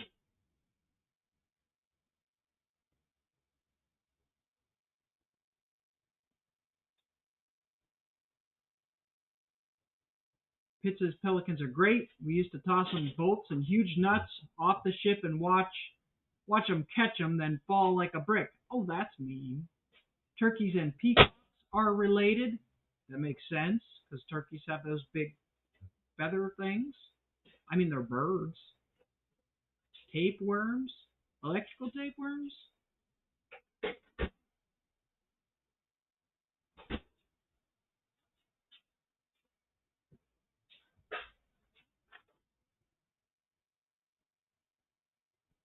They couldn't land the ships because of all the bottles on the shores. All right.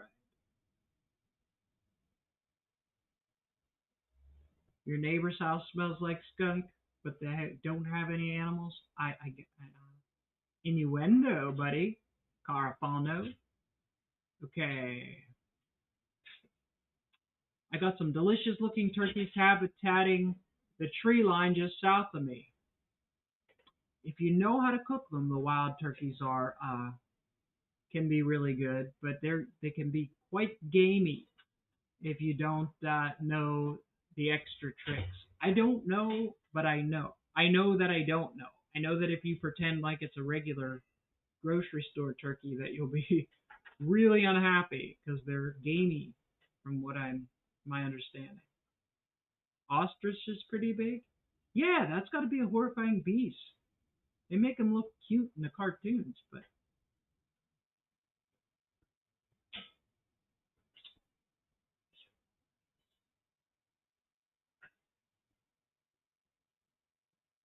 What is this animal that you're talking about? Looks good in the cartoons. ostriches, the ones that stick their head in the sand. They are mean animals.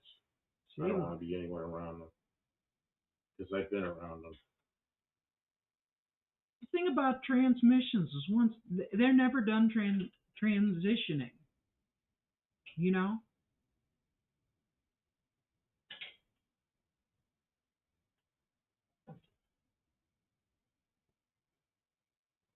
it says his tapeworm died of cirrhosis of the liver. Boy, I wonder what how that actually works. Um,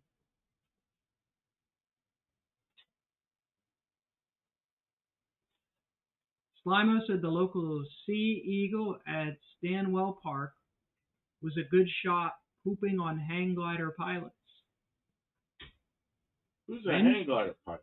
Vengeful. Slimo was talking about gliders. Is he a hang glider pilot?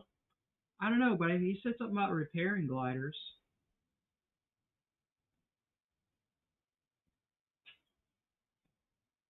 So I flew ultralights a lot. Mexican Spec put up a link. I don't know what it's for, though.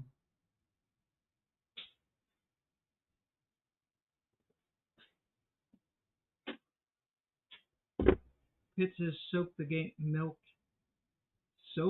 meat in milk if it's going to be a gamey. I don't even know what gamey means. People say that, but I've had Stray bullet. It's innuendo.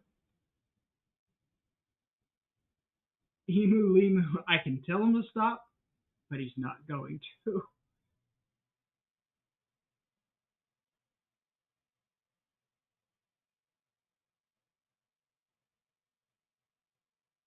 D-Man said he had emu in a burger, and it was really good.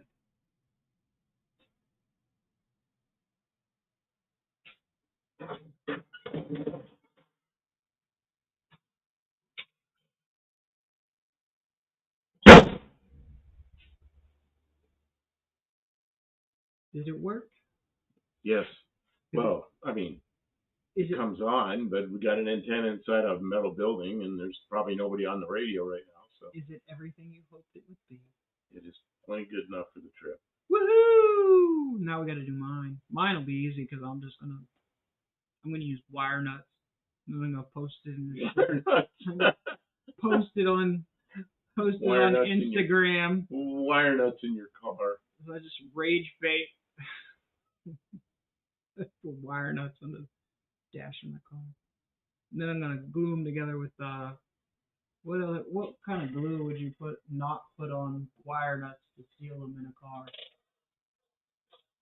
JB Weld. JB Weld. They're wire nut.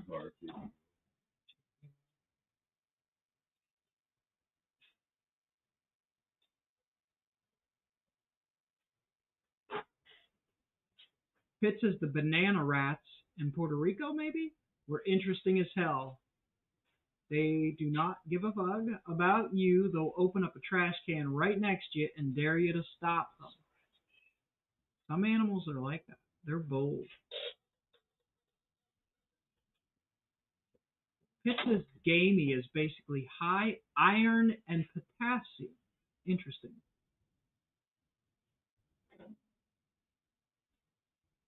Slow soak in buttermilk bends it closer to beef.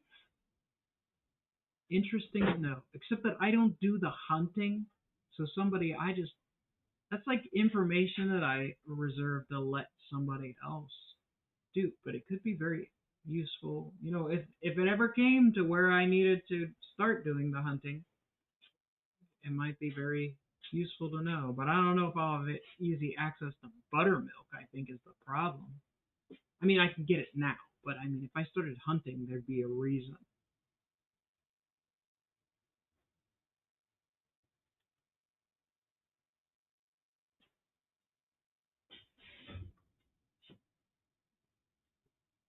Tommy Hamlin is with some history. They probably viewed Irish Celts like the Scottish Celts. Oh, Tommy Hamlin's in there. Yeah, they built Hadrian's Wall to protect the Romans from the Scottish Celts and decided Ireland just ain't worth the hassle. Building a wall and all that. I mean, what are we, China? Josh Holman says there's always someone on the radio.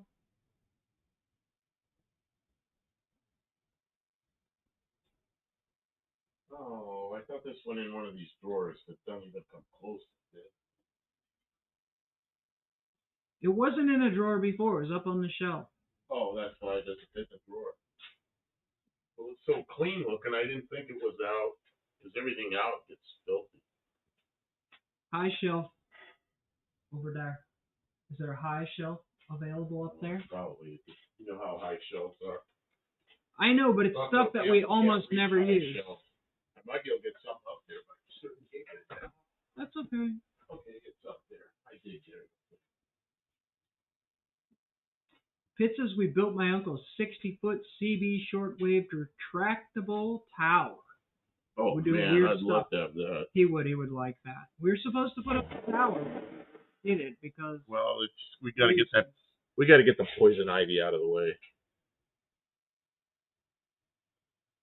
Can we been on here for 3 hours and 35 minutes? Yeah. Dean says Hadrian's Wall, that was to stop the curling team heading south and taking the Romans in Campo. What is this? Kevin Smith says Finn. He's waving goodbye. Really? Well, you see this FIN and then he's like waving. Is that what that is? Oh, maybe. So we're gonna say goodnight to Kevin.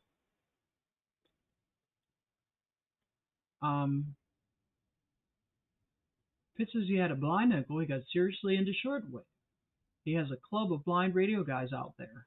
It's kind of awesome that they have that community. It absolutely is. That's super cool. Are you do you have a license? Like a ham license?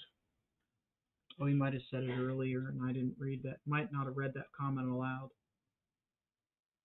Oh, I think you would have seen the tower at my house, but earlier video. Oh, I don't know. I'll have to look. I usually see things like that. I usually notice stuff like that.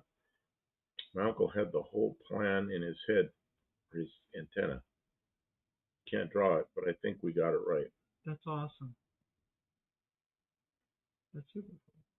I built an antenna, and we got to put it up, but there's all poison ivy right where we got to put put it. For ages, he would tell me how he wanted this thing, but he didn't want to do it because I wouldn't like it. I'm like, what? Don't blame that on me. If you want to do it, we'll do it. No, it was like we have to. Well, in the wintertime, it's too damn cold. In the summertime, as soon as you get like it starts to rain and here comes up poison ivy, and it's like, oh god. You got to beat back the elements. They're all going finished. Okay, well, if you need to finish cleaning the whole car, not just part of the hood. Yeah, I was wiping off something there, and I thought about cleaning the whole car, and then I changed my mind. So they're all like finished. They're all done. It belongs so they can talk to anyone but their wife. I mean, when you're blind and you're at home, and I can imagine that community would be pretty darn important. Pitt, I don't have a ham license. My uncle does. Math on that license test is serious. That's not that bad. I mean, I can pass it. I'm ready to go take the test. I just haven't done it. And it's on. Currently, they do it on Tuesday nights. Well, it's kind of busy on Tuesday nights. So, I mean, math is. I imagine doing that math in your head because you're blind. Think about it. Good luck with that, Barracuda. Got a gutter snipe in the oven. You don't want to pass on that. Fresh gutter snipe, it just doesn't keep. Slime aluminum. Okay, Kim. Yeah. You want to be done? Sure. Okay, so. Thanks to our moderators. Thanks, Kevin. Mexican Spec is probably gone for the night. And thank you, Kim, for helping me so much. You did all the hard part. I think I'm going to just leave this in here tonight. Yeah, that's fine. Okay. And we got to remember to shut off the AC because the AC it's on, but it's not on. So should we leave it on? I guess it'll just sit there until tomorrow and it'll come on if it gets hot. The air conditioning, it's currently on, but it's not running because it's too cool. Do we have to discuss it during the live? Well, I'm just thinking what we're going to do. Okay. It's just on my mind what we're doing. Okay. Don't do that math in your head, but change shit, right? Yeah, I suppose. Yeah. Yeah. Are you allowed to use a calculator? So you have to do it on the math. I remember wasn't that. It was. It depends on which license because there's currently three licenses. There's I can't remember anything. There's a technician's license, there's a general class, and then there's an amateur extra. The amateur extra, yeah, you got There's a lot more. Bounce that transmission off the ionosphere. Transmission. Not that kind of transmission. There's a lot of innuendo going on in the chat. I don't know that there's any point in reading it. But bounce that transmission off the ionosphere is kind of funny. This is what I cleaned those with. One in there with that. That ought to work. And with this. The round brush and the spray cleaner. It actually worked because I couldn't get it to any electricity to flow. Really? Until I cleaned it, and then it was perfect. Then it had zero resistance. Before, the resistance was so high I couldn't get anything to flow. Dang. Because it was so rusty in there. Ooh. I just saw this. I want to put it away. Well, hopefully it doesn't give you any trouble with the USB. Oh, it's clean now. I don't know. You got to find one of those things. Yeah, let's be done again. Are you gonna shut it off? Or how are we gonna do this? Okay. Yeah, we got those wheels. I got them off of Marketplace for a really reasonable price. A nice set. Oh, Kim bought me a set of wheels and a set of tires. They're really nice. Oh, Slimo's got a HRU. Oh, you're down under. I forgot that.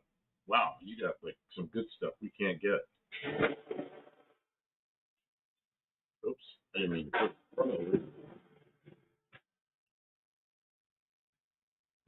What are these pills? Dean Stevenson's got capsules.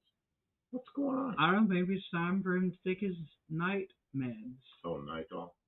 I don't know. Somebody up there said Nitol. Drugs on the brain? I don't know. Maybe. Got my radio. Where's my light? Is the flashlight still in the car? It wasn't really evil. It was just foolishness, Pet. I don't know. I mean, what did it really even mean except just